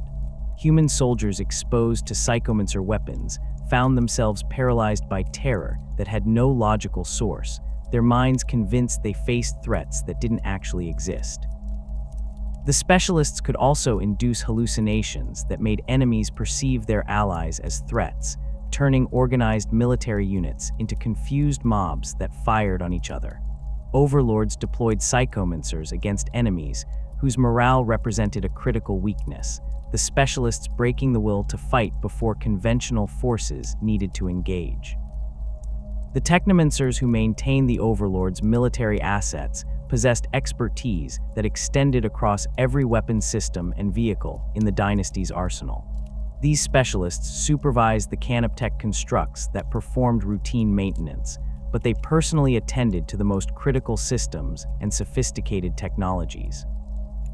A technomancer ensured that doomsday arcs maintained optimal firing calibration, that monolith eternity gates remained synchronized with tomb world translocation matrices, and that Gauss weaponry functioned within acceptable parameters. Their eldritch lances served dual purposes as both weapons and tools, the devices capable of firing destructive energy beams in combat, while also functioning as repair implements that could restore damaged necrodermis or reanimate warriors whose reanimation protocols had failed. Technomancers accompanied Overlord forces during campaigns, their presence ensuring that battle damage could be addressed immediately rather than requiring units to withdraw to Tomb World facilities for repairs. The integration of these various cryptech disciplines into Overlord battle plans created combined arms approaches that leveraged each specialist's unique capabilities. An Overlord planning an assault might position plasmancers to bombard enemy fortifications with solar fire, while chronomancers created temporal acceleration zones that allowed Necron forces to advance at speeds the defenders couldn't track. Psychomancers would broadcast terror-inducing patterns that broke enemy morale moments before warriors opened fire with their Gauss flares. The combination of psychological attack and physical assault overwhelming defenders who might have held against either threat individually.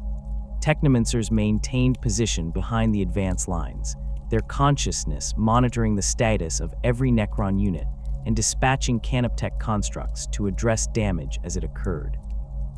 The command networks that linked overlords to their cryptech specialists functioned through quantum entanglement communication systems that provided instantaneous coordination regardless of distance or interference.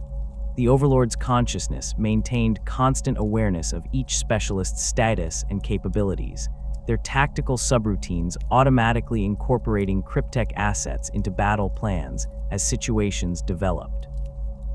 A plasmancer detecting a concentration of enemy armor would transmit targeting data directly to the Overlord's consciousness, the information appearing in their awareness as clearly as their own sensor feeds. The Overlord would evaluate the threat, calculate the optimal response, and issue commands that the plasmancer received and executed within microseconds of the initial detection.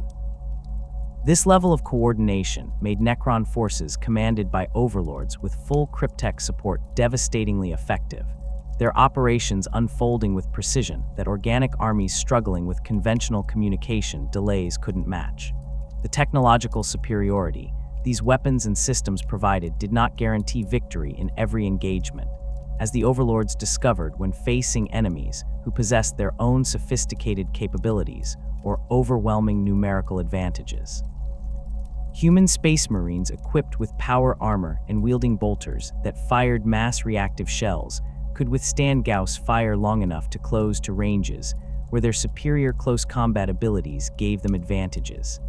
Ildari forces using webway portals could appear anywhere on the battlefield, their mobility allowing them to strike at cryptech specialists before Necron forces could respond.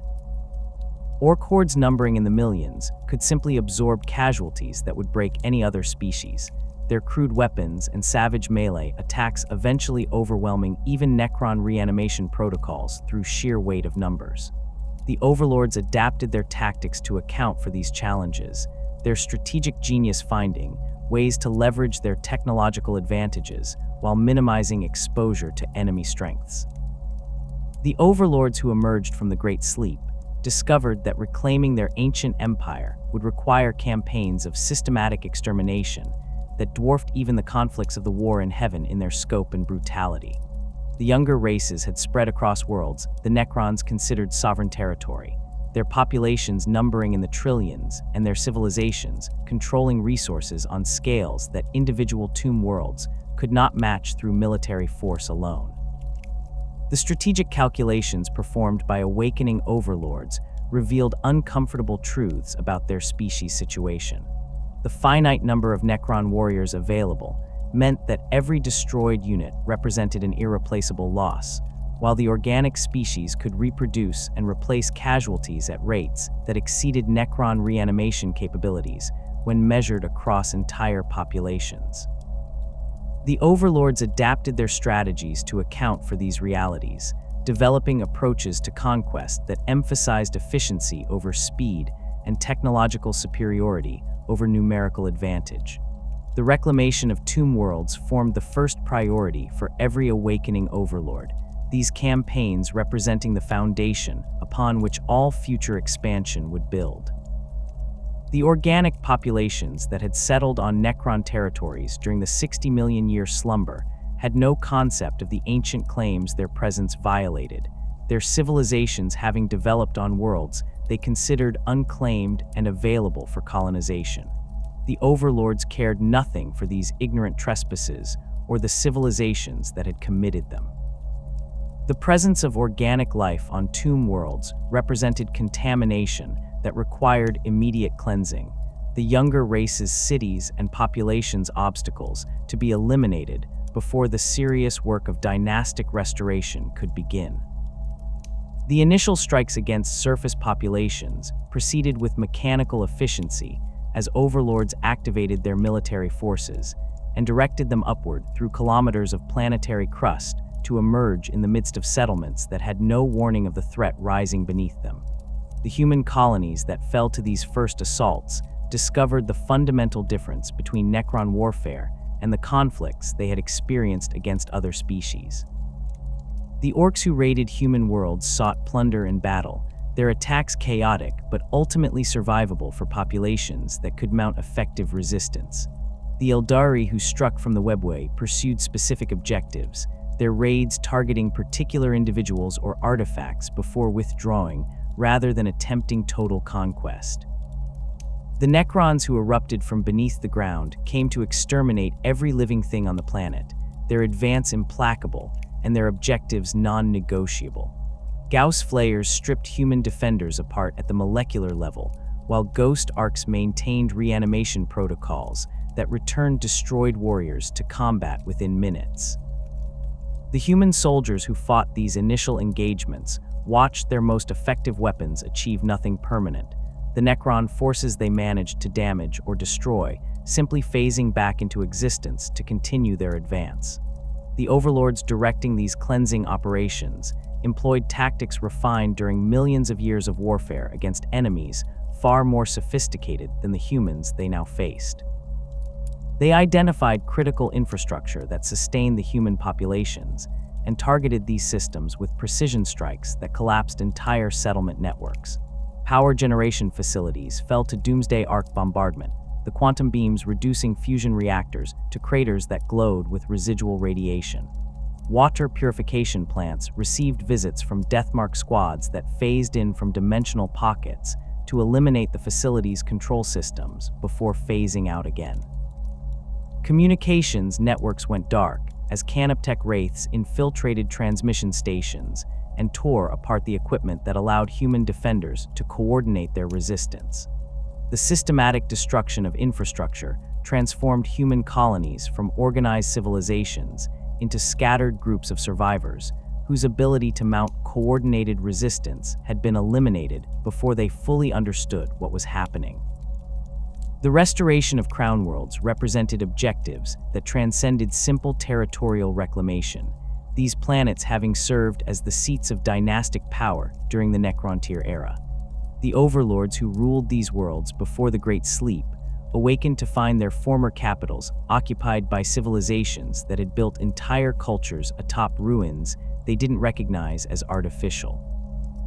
Human hive cities rose from foundations that had been Necrontyr palaces, their populations numbering in the billions and their industrial output sustaining entire sectors of the Imperium.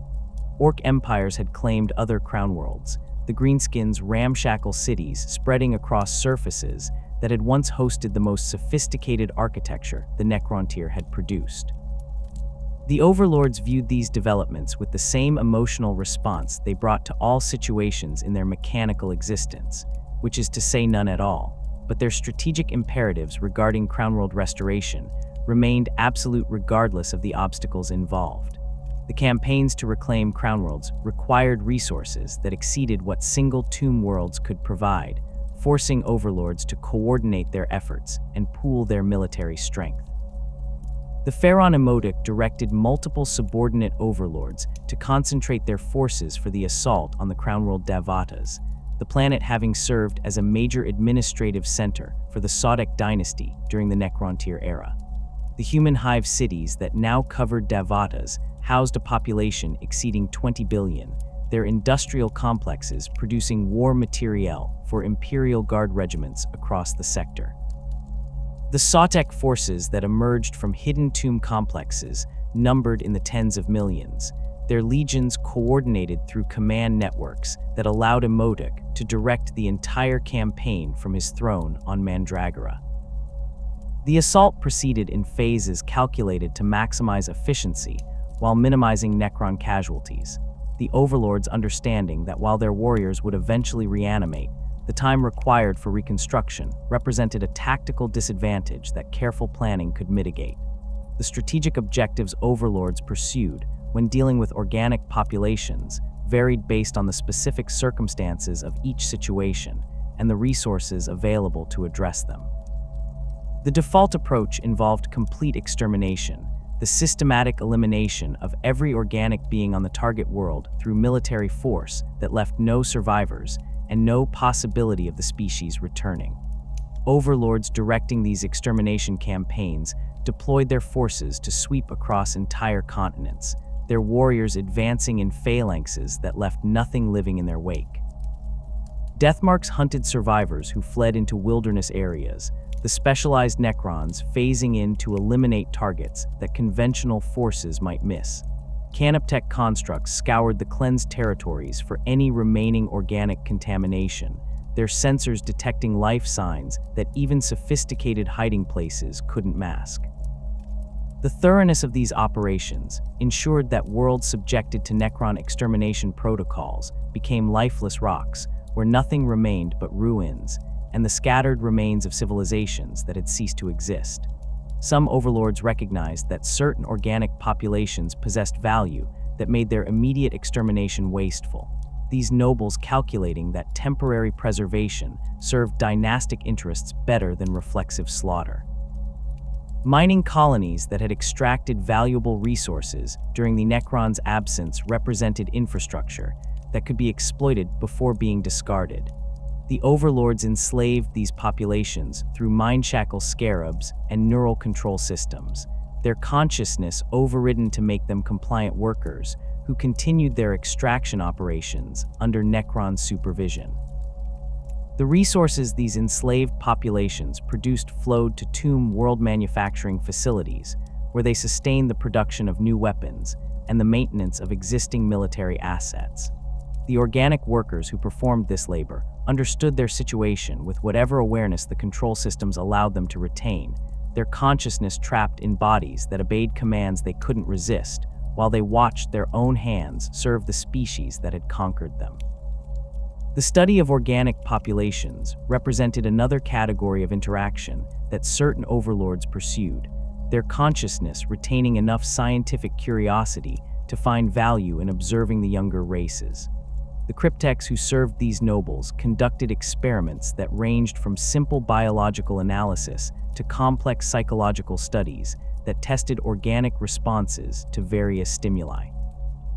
Human subjects found themselves trapped in testing facilities where Necron specialists measured their reactions to fear, pain, sensory deprivation, and conditions designed to push organic consciousness to its breaking points. The data collected through these experiments informed psychomancer weapon development and provided insights into organic psychology that improved Necron tactical approaches. The test subjects rarely survived the research, their bodies and minds pushed beyond tolerances that organic biology could sustain, but the overlords who authorized these studies considered the knowledge gained worth whatever suffering the process inflicted. The manipulation of organic populations through indirect means appealed to overlords whose strategic thinking extended beyond simple military conquest. These nobles recognized that the younger races could be turned against each other through careful intervention, their conflicts consuming resources and attention that might otherwise be directed toward resisting Necron expansion. The Overlord Trazyn deployed Mindshackle Scarab-controlled agents into human command structures. These possessed individuals issuing orders that redirected Imperial military forces away from Necron territories and toward conflicts with other species. The manipulated commanders appeared to function normally, their behavior showing no obvious signs of external control, while they pursued objectives that served Necron interests rather than Imperial ones. Other overlords seeded false intelligence that provoked conflicts between human factions, their carefully crafted misinformation triggering civil wars that weakened the Imperium's ability to respond to Necron threats. The conflicts with the Imperium of Man represented the most significant military challenges facing awakening overlords, the human empire's vast territories and massive military forces, making it the primary obstacle to Necron resurgence. The Orphean War demonstrated the scale of commitment required to conquer territories the Imperium considered strategically valuable, the campaign consuming decades and involving hundreds of tomb worlds coordinating their efforts against human defenders who fought with determination that impressed even Necron observers. The overlords who commanded Necron forces during the Orphean War discovered that humans possessed military doctrines developed over 10,000 years of constant warfare, their tactics incorporating lessons learned from conflicts against every major threat the galaxy had produced. Imperial Guard regiments dug defensive positions that channeled Necron advances into killing zones, where concentrated fire could overwhelm even reanimation protocols. Space Marine strike forces identified Necron command nodes and attacked them directly, their assault squads teleporting into Overlord positions to eliminate commanders whose destruction disrupted entire battle plans. The Damnos campaign brought Necron forces into direct conflict with the Ultramarines, the encounter revealing both the capabilities and limitations of Space Marine warfare when facing an enemy that refused to stay dead. The Overlords commanding the Damnos tomb worlds coordinated their awakening to coincide with the planet's strategic value to the Imperium, their timing ensuring that human defenders would commit significant resources to holding territory the Necrons intended to reclaim. The Ultramarines who responded to the Damnos situation brought tactical expertise that exceeded standard Imperial Guard capabilities, their centuries of experience and enhanced physiology making them far more dangerous opponents than baseline human soldiers. The Space Marines adapted to Necron reanimation protocols faster than conventional forces, their sergeants identifying the pattern of warrior reconstruction and directing their squads to focus fire that destroyed Necron units faster than they could phase back into existence. The Overlord who ruled Damnos employed counter-tactics specifically designed to neutralize Space Marine advantages, his strategic analysis identifying vulnerabilities in their approach that conventional human forces lacked the capability to exploit. The Necron forces concentrated their attacks on isolated Space Marine squads, their numerical superiority allowing them to achieve local overwhelming force that even enhanced Astartes' physiology couldn't withstand. Lychguard units engaged Space Marine assault squads in close combat where their warscythes could negate the advantage of power armor, the phase weapons passing through ceramite to strike the warriors within. The campaign ground on for months as both sides adapted their tactics in response to enemy innovations, the conflict demonstrating that while Space Marines represented formidable opponents, they remained vulnerable to enemies who could match their tactical sophistication and exceed their numbers. The Cryptus campaign expanded across multiple star systems as Necron forces pushed outward from awakened tomb worlds to establish buffer zones around their core territories. The Overlords directing this expansion recognized that controlling the space surrounding their tomb worlds mattered as much as holding the planets themselves, their strategic vision encompassing defensive depth that would prevent enemies from threatening their primary installations. The campaign brought Necron forces into conflict with Tyranid hive fleets, whose arrival in the region coincided with the tomb world's awakening, the timing suggesting either remarkable coincidence or some factor that drew both species to the same territories. The Overlords analyzed the Tyranids with interest that approached concern, their consciousness recognizing in these creatures a threat that differed fundamentally from other organic species they had encountered. The Tyranids consumed everything organic they encountered, their hive fleets stripping worlds of all biological matter and leaving behind lifeless rocks that resembled the results of Necron extermination campaigns. The Overlords calculated that while Tyranids posed no direct threat to Necron existence, their consumption of organic populations represented a strategic problem. The younger races that the Necrons intended to conquer or exploit were being devoured by an enemy that showed no interest in negotiation or manipulation. The biomass that Tyranids consumed could not be recovered or repurposed. The organic matter transformed into more Tyranid organisms that continued the cycle of consumption. The Overlords directing forces against Tyranid incursions discovered that conventional Necron tactics required modification when facing an enemy that felt no fear, showed no concern for casualties, and adapted to threats with disturbing speed.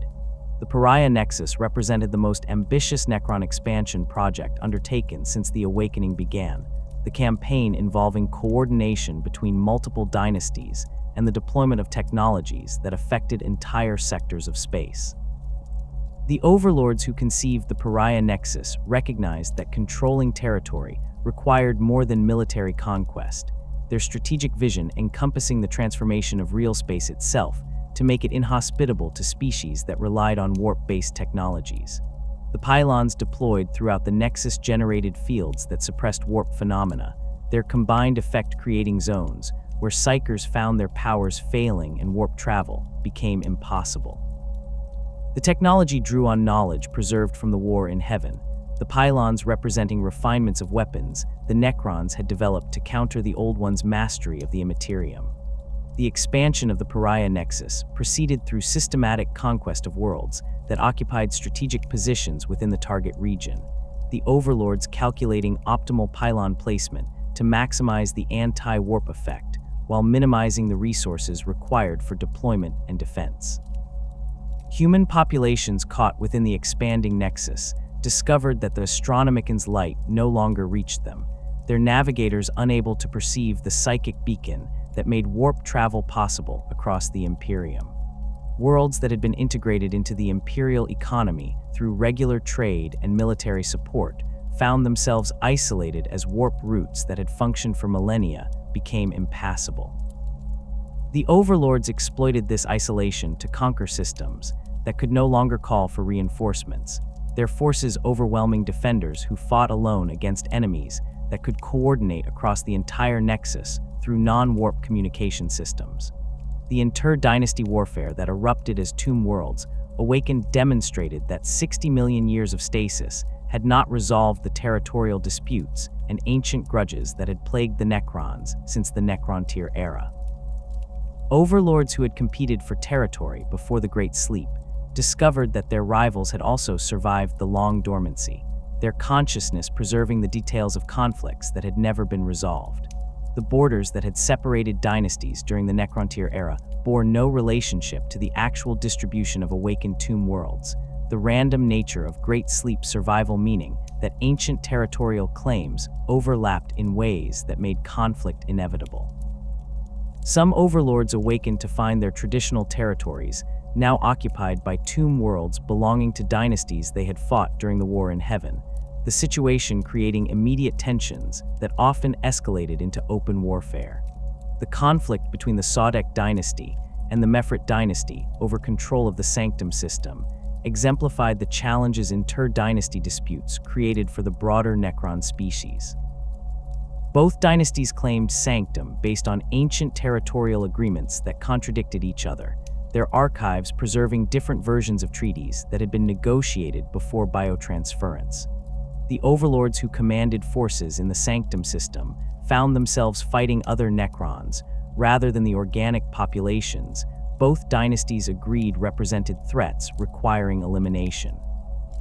The engagement demonstrated the fundamental problem with Necron inter-dynasty conflict. Neither side could achieve decisive victory through conventional military means because both employed identical technologies and tactics. The battles devolved into grinding attritional warfare, where reanimation protocols on both sides meant that victories measured in destroyed units became meaningless when those same units phased back into existence to continue fighting. The pharaohs who ruled these competing dynasties recognized that inter-dynasty warfare consumed resources that could be directed toward conquering the younger races, but their consciousness remained bound by hierarchical protocols and ancient oaths that made certain territorial claims non-negotiable. The Silent King's absence meant that no authority existed that could compel dynasties to accept arbitrated settlements, the Triarch having dissolved when Zarek departed the galaxy after the rebellion against the Khatan. Individual overlords sometimes pursued agendas that conflicted with their pharaoh's stated objectives, their damaged consciousness or personal ambitions leading them to initiate conflicts their superiors had not authorized. These rogue operations created diplomatic complications that forced pharaohs to either support subordinates, whose actions they hadn't approved, or discipline overlords, whose consciousness might be too degraded to understand why their behavior was problematic. The competition for resources that had survived the Great Sleep drove conflicts that transcended simple territorial disputes. Certain Tomb Worlds had awakened with their manufacturing facilities intact and their resource stockpiles preserved, making them valuable prizes that could significantly enhance any dynasty's military capabilities. The overlords who controlled these resource-rich worlds found themselves targeted by rivals who calculated that conquest would cost fewer resources than developing equivalent capabilities independently.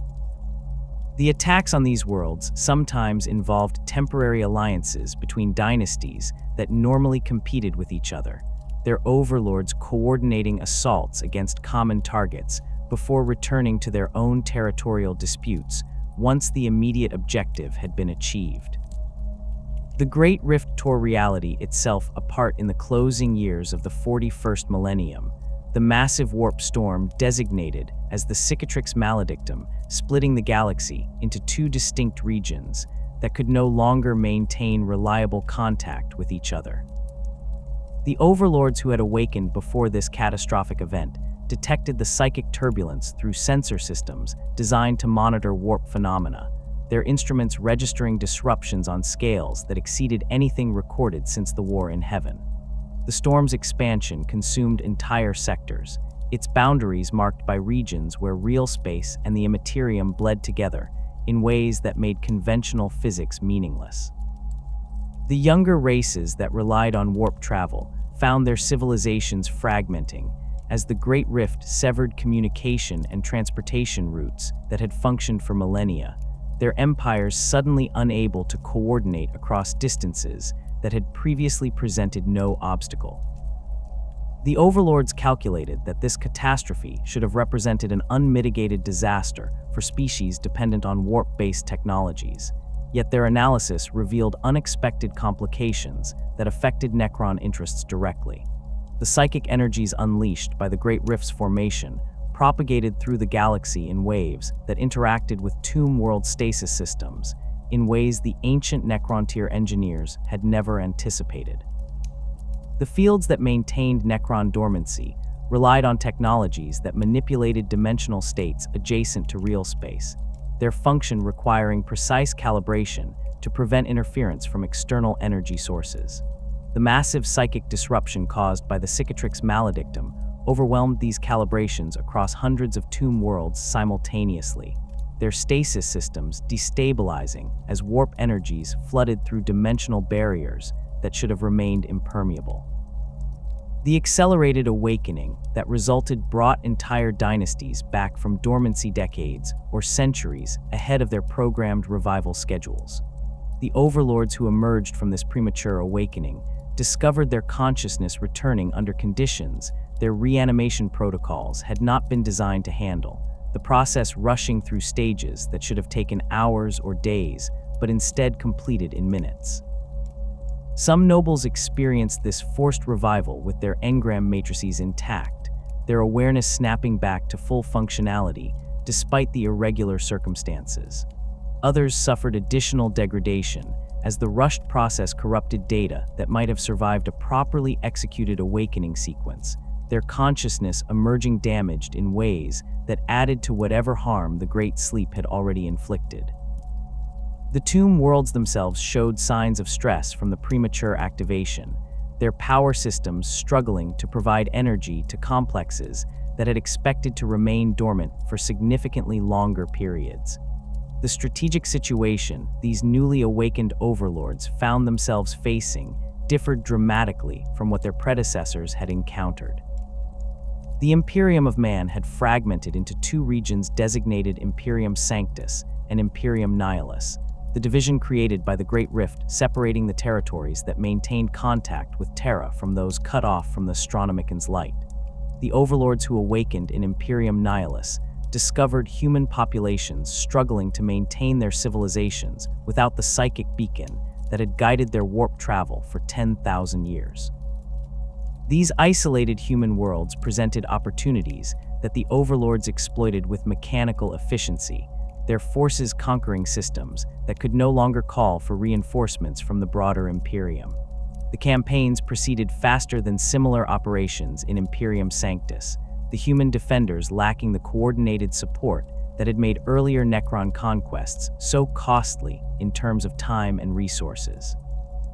The Primaris Space Marines that appeared across the galaxy represented a development that forced overlords to recalculate their tactical assessments of Astartes' capabilities. These enhanced warriors stood taller than their predecessors and demonstrated physical capabilities that exceeded even the already formidable baseline Space Marines.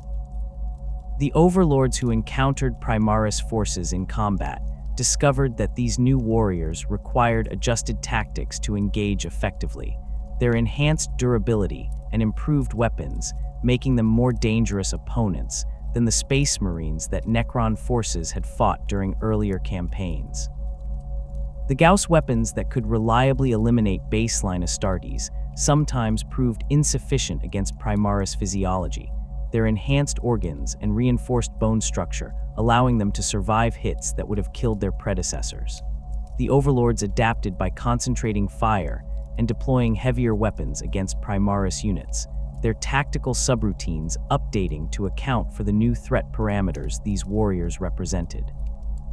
The return of Zarek, the Silent King, to the galaxy after 60 million years of self-imposed exile created political complications that reverberated through every awakened dynasty. The former ruler of the Triarch had departed after the rebellion against the Khatan, his consciousness unable to bear remaining among the species he had condemned to biotransference through his acceptance of the Star God's offer. Zarek had traveled beyond the galaxy's edge, his journey taking him into the intergalactic void, where he searched for solutions to the fundamental problem of Necron existence. The Silent King returned with warnings about threats he had encountered in the darkness between galaxies, his consciousness carrying knowledge of the Tyranid hive fleets whose approach toward the galaxy represented an existential danger to all species, including the Necrons themselves. The call for unity that Zarek broadcast to the dynasties appealed to strategic logic that every Overlord could comprehend regardless of their personal ambitions or territorial disputes. The Tyranids consumed all organic matter they encountered, their hive fleets stripping worlds of biomass that the Necrons might otherwise exploit or study. The younger races that the Overlords intended to conquer or manipulate were being devoured by an enemy that showed no interest in anything except feeding. The Silent King argued that the Necrons faced a choice between uniting to confront this threat or watching the galaxy become a lifeless wasteland where nothing remained but Tyranid organisms and the Necrons themselves, locked in eternal conflict over territories that held no value because every other form of life had been consumed.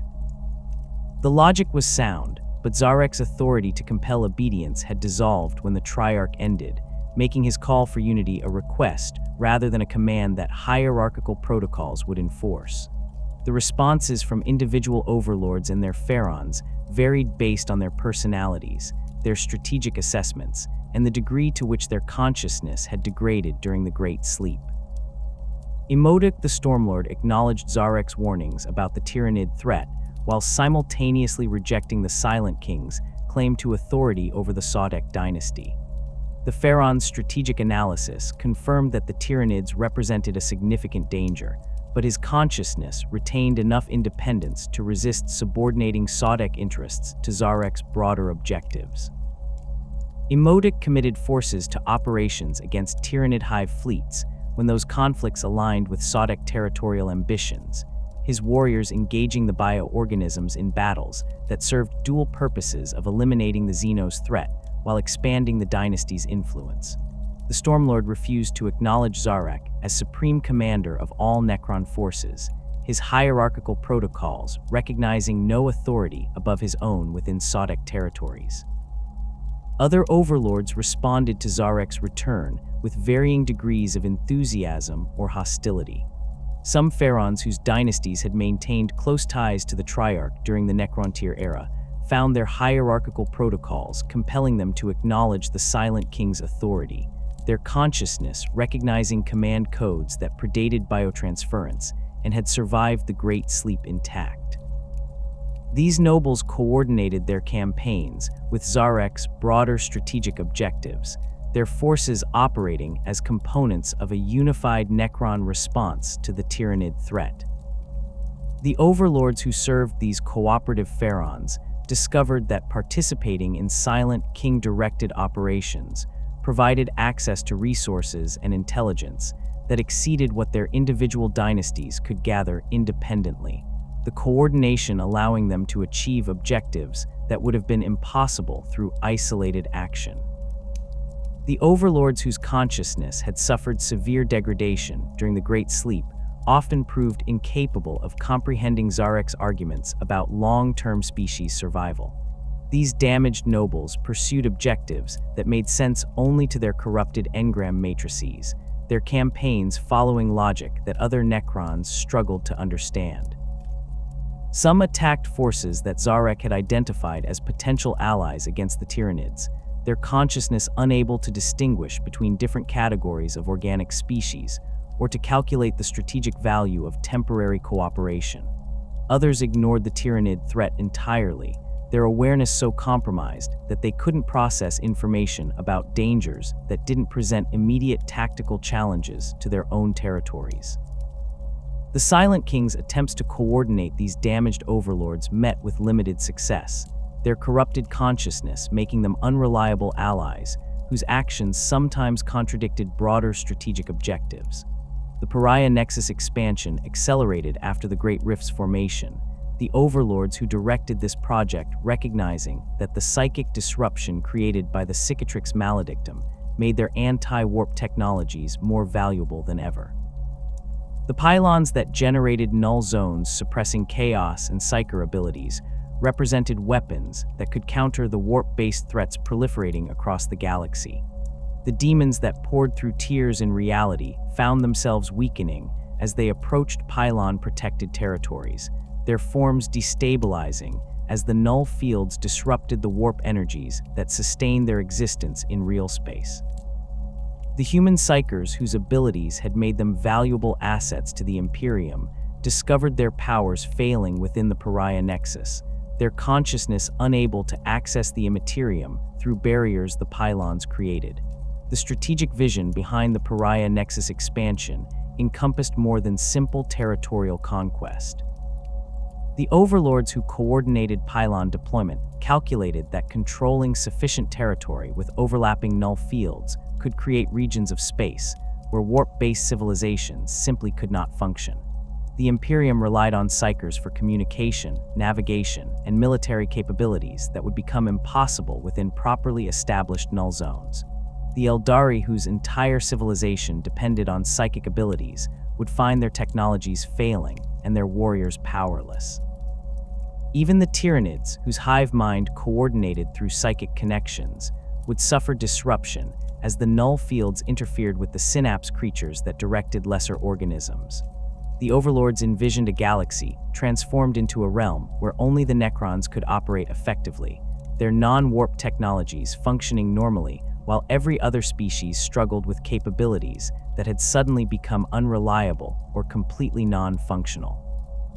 The expansion required resources that exceeded what individual dynasties could provide, forcing unprecedented cooperation between overlords who had spent the entire period since awakening competing with each other.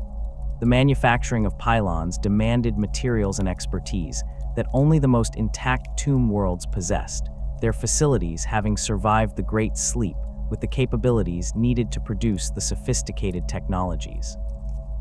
The deployment of these pylons across multiple star systems required military forces capable of conquering and holding territories against enemies who recognized the strategic threat the null fields represented.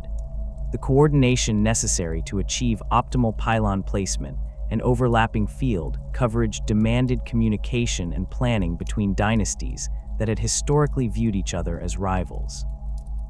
The overlords involved in the Pariah Nexus project discovered that cooperation, while contrary to their territorial instincts, produced results that justified setting aside traditional competitive behaviors. The resistance the younger races mounted against Pariah Nexus expansion demonstrated that they understood the existential threat these null zones represented to their civilizations. The Imperium committed significant military resources to assaulting pylon installations, their forces recognizing that allowing the Necrons to establish permanent null fields would make entire sectors ungovernable through conventional Imperial administration. Space Marine strike forces targeted pylon sites with precision assaults designed to destroy the installations before Necron defenders could respond effectively. Imperial Guard regiments besieged worlds where pylons had been deployed, their commanders accepting casualties that would normally be considered unacceptable because the strategic importance of preventing null field expansion justified any cost. The Eldari launched their own operations against pylon networks, their farseers having perceived futures where the expansion of null zones led to the complete collapse of their civilization. The ultimate goal that drove certain overlords transcended territorial conquest or military dominance. Their consciousness focused on the possibility of reversing biotransference and reclaiming the organic existence that the Khatan had stolen. These nobles recognized that their species faced a fundamental problem that no amount of military success could solve. The Necrons existed as consciousness trapped in necrodermis shells, their awareness preserved, but their ability to truly live destroyed by the transformation that had granted them immortality. The sensations, emotions, and experiences that defined organic existence remained forever beyond their reach, their mechanical bodies providing data but no genuine feeling. Some overlords accepted this reality as permanent, their consciousness adapting to existence without sensation, by focusing entirely on objectives that mechanical minds could pursue. Others refused to accept that their condition was irreversible, their engram matrices retaining enough of their original personality to drive research into possibilities that most Necrons considered impossible. The secret facilities where this research occurred remained hidden from the broader dynasties, the overlords who authorized these experiments understanding that their activities would be viewed with suspicion or outright hostility by nobles who had accepted their mechanical existence. The cryptechs who conducted this research worked with resources that included captured specimens from multiple organic species, their laboratories containing humans, Eldari, orcs, and representatives of dozens of other races. The experiments tested whether Necron consciousness could be transferred into organic bodies, the research building on technologies developed during the original biotransference, but attempting to reverse the process rather than complete it. The initial attempts failed catastrophically, the organic brains unable to accommodate consciousness that had been formatted for necrodermis matrices, the test subjects dying as their neural tissue burned out under the strain of hosting awareness designed for mechanical systems. The cryptechs refined their approaches through iterations that consumed hundreds of test subjects, their research identifying the specific incompatibilities that prevented successful consciousness transfer. The organic brains lacked the processing capacity that necrodermis matrices provided, their neural architecture unable to support the enhanced awareness that Necron consciousness had developed during millions of years in mechanical bodies. The solution required either enhancing organic brains to match necrodermis capabilities or simplifying Necron consciousness to fit within biological constraints. Both approaches presented challenges that pushed the boundaries of what even Necron technology could achieve. The enhancement of organic brains required modifications so extensive that the resulting tissue barely qualified as biological, the augmentations transforming neural matter into hybrid systems that combined organic and mechanical components. The simplification of Necron consciousness risked losing the very awareness that made the overlords who they were, their personalities potentially degrading to the point where the consciousness that transferred into organic bodies would no longer be the same individual who had authorized the experiment. The experiments with hybrid bodies represented attempts to find middle ground between fully organic and completely mechanical existence. The cryptechs created vessels that combined organic tissue with necrodermis support structures, their designs attempting to provide both the sensory capabilities of biological bodies and the durability of mechanical frames. These hybrid forms incorporated organic nervous systems that could process sensory input and generate the neural patterns associated with emotion and sensation, while necrodermis components provided structural support and housed the consciousness matrices that contained Necron awareness.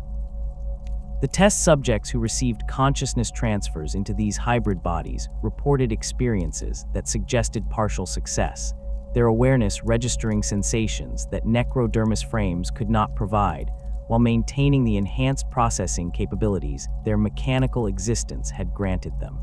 The limitations these hybrid forms demonstrated revealed fundamental problems with the entire approach to reversing biotransference. The organic components required constant maintenance to prevent rejection of the mechanical elements, their immune systems recognizing necrodermis as foreign material and attacking the interfaces between biological and artificial tissue. The sensations the hybrid bodies provided remained muted compared to what fully organic beings experienced.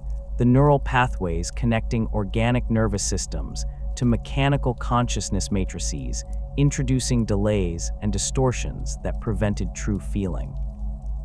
The overlords who underwent experimental transfers into hybrid bodies discovered that while they could perceive sensations their necrodermis forms could not detect, the experience fell far short of the organic existence they remembered from before biotransference.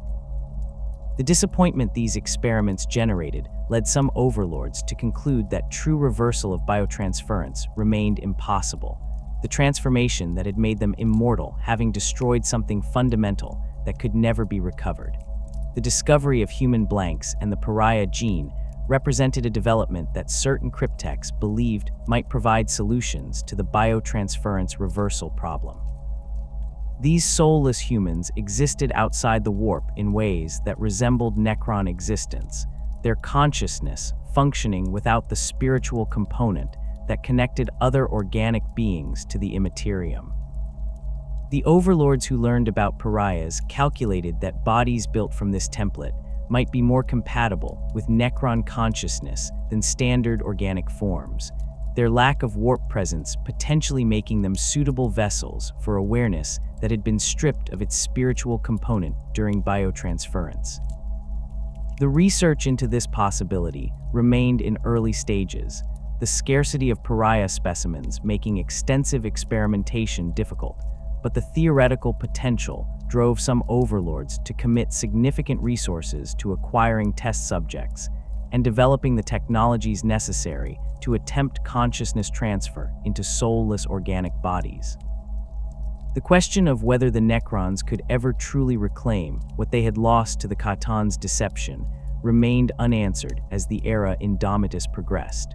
The overlords who pursued biotransference reversal understood that even if they achieved technical success in transferring consciousness into organic bodies, they faced a philosophical problem that technology could not solve. The beings who had been Necrontyr no longer existed in any meaningful sense, their souls consumed by the Khatan during the transformation that had created the Necrons. The consciousness that survived in necrodermis matrices represented copies or echoes of what those beings had been, their awareness preserved, but the fundamental spark that had made them truly alive destroyed permanently. Creating new organic bodies and transferring Necron consciousness into them would not restore what had been lost. It would merely create new beings that combined mechanical awareness with biological form without recovering the souls that had defined the original Necrontyr as living creatures. The overlords confronted this reality with responses that varied based on their preserved personalities and the degree to which their consciousness retained the capacity for what might be called despair. Some concluded that the pursuit of biotransference reversal represented a futile attempt to reclaim something that could never be recovered, their awareness accepting that they would exist as mechanical beings until their necrodermis frames finally degraded beyond repair or some enemy achieved their permanent destruction.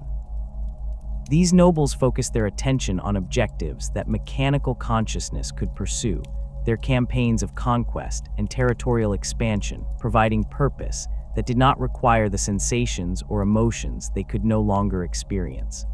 Others refused to accept that their condition was permanent regardless of the evidence suggesting otherwise, their consciousness clinging to hope that some solution might yet be found that would restore what the Khatan had stolen. The galaxy that the Overlord sought to conquer continued to resist their expansion with determination that suggested the younger races understood what extinction at Necron hands would mean. The Imperium committed resources to studying Necron technologies and developing countermeasures, their tech priests analyzing captured Gauss weapons and reanimation systems to identify vulnerabilities that Imperial forces could exploit. The Space Marines adapted their tactics based on experience gained through decades of conflicts with awakening tomb worlds, their commanders developing doctrines specifically designed to counter Necron strengths, while exploiting the limitations that even their sophisticated technologies possessed. The Eldari deployed forces from their craft worlds to oppose Necron expansion in regions they considered strategically critical, their Farseers having perceived futures where unchecked Necron resurgence led to outcomes their species could not survive. The Overlords calculated that ultimate victory remained achievable despite the resistance they faced, their strategic analysis suggesting that Necron technological superiority would eventually overcome the numerical advantages the organic species currently possessed. The reanimation protocols that returned destroyed warriors to combat gave the Necrons an advantage in attrition warfare that no organic army could match over extended campaigns. The null technologies being deployed through the Pariah Nexus expansion would eventually create regions where warp-dependent species simply could not function, their civilizations collapsing as the abilities they relied upon failed. The coordination between dynasties that the Tyranid threat and the Silent King's return had encouraged would allow the Necrons to concentrate forces on scales that individual tomb worlds could never achieve, their combined military strength exceeding anything the younger races could assemble to oppose them. Yet the Overlords, who possessed the most intact consciousness, recognized that military victory alone would not solve the fundamental problem of Necron existence. They could conquer the galaxy, exterminate or enslave every organic species, and establish an empire that spanned from one edge of the galaxy to the other, but these achievements would not restore what they had lost. They would rule over territories they could not enjoy, command populations whose experiences remained forever beyond their comprehension, and exist in a state of perpetual hollowness that no amount of conquest could fill. The Overlords understood this reality with the perfect clarity that mechanical consciousness provided, their awareness processing the implications without the emotional responses that might have made the knowledge unbearable. They continued their campaigns because their programming and their remaining sense of purpose drove them forward, because the alternative was accepting that their existence had become meaningless, and because somewhere in their preserved memories, they retained fragments of what they had been before the Khatan's deception destroyed everything that had made them truly alive. The Necron Overlords stood at the threshold of achieving dominance over a galaxy that had moved on without them during their 60 million year sleep. Their awakening had transformed the strategic situation across the Imperium and beyond, their campaigns forcing every major power to divert resources to countering the threat that ancient tomb worlds represented. The future they envisioned involved the systematic conquest of territories the younger races currently held, the expansion of null zones that would make the galaxy inhospitable to warp-based civilizations, and the eventual establishment of Necron hegemony over all inhabited space. Whether they could achieve these objectives while simultaneously solving the existential crisis that defined their mechanical existence remained the question that would determine not just their military success, but the ultimate meaning of their species' continued survival in a galaxy that had learned to exist without them.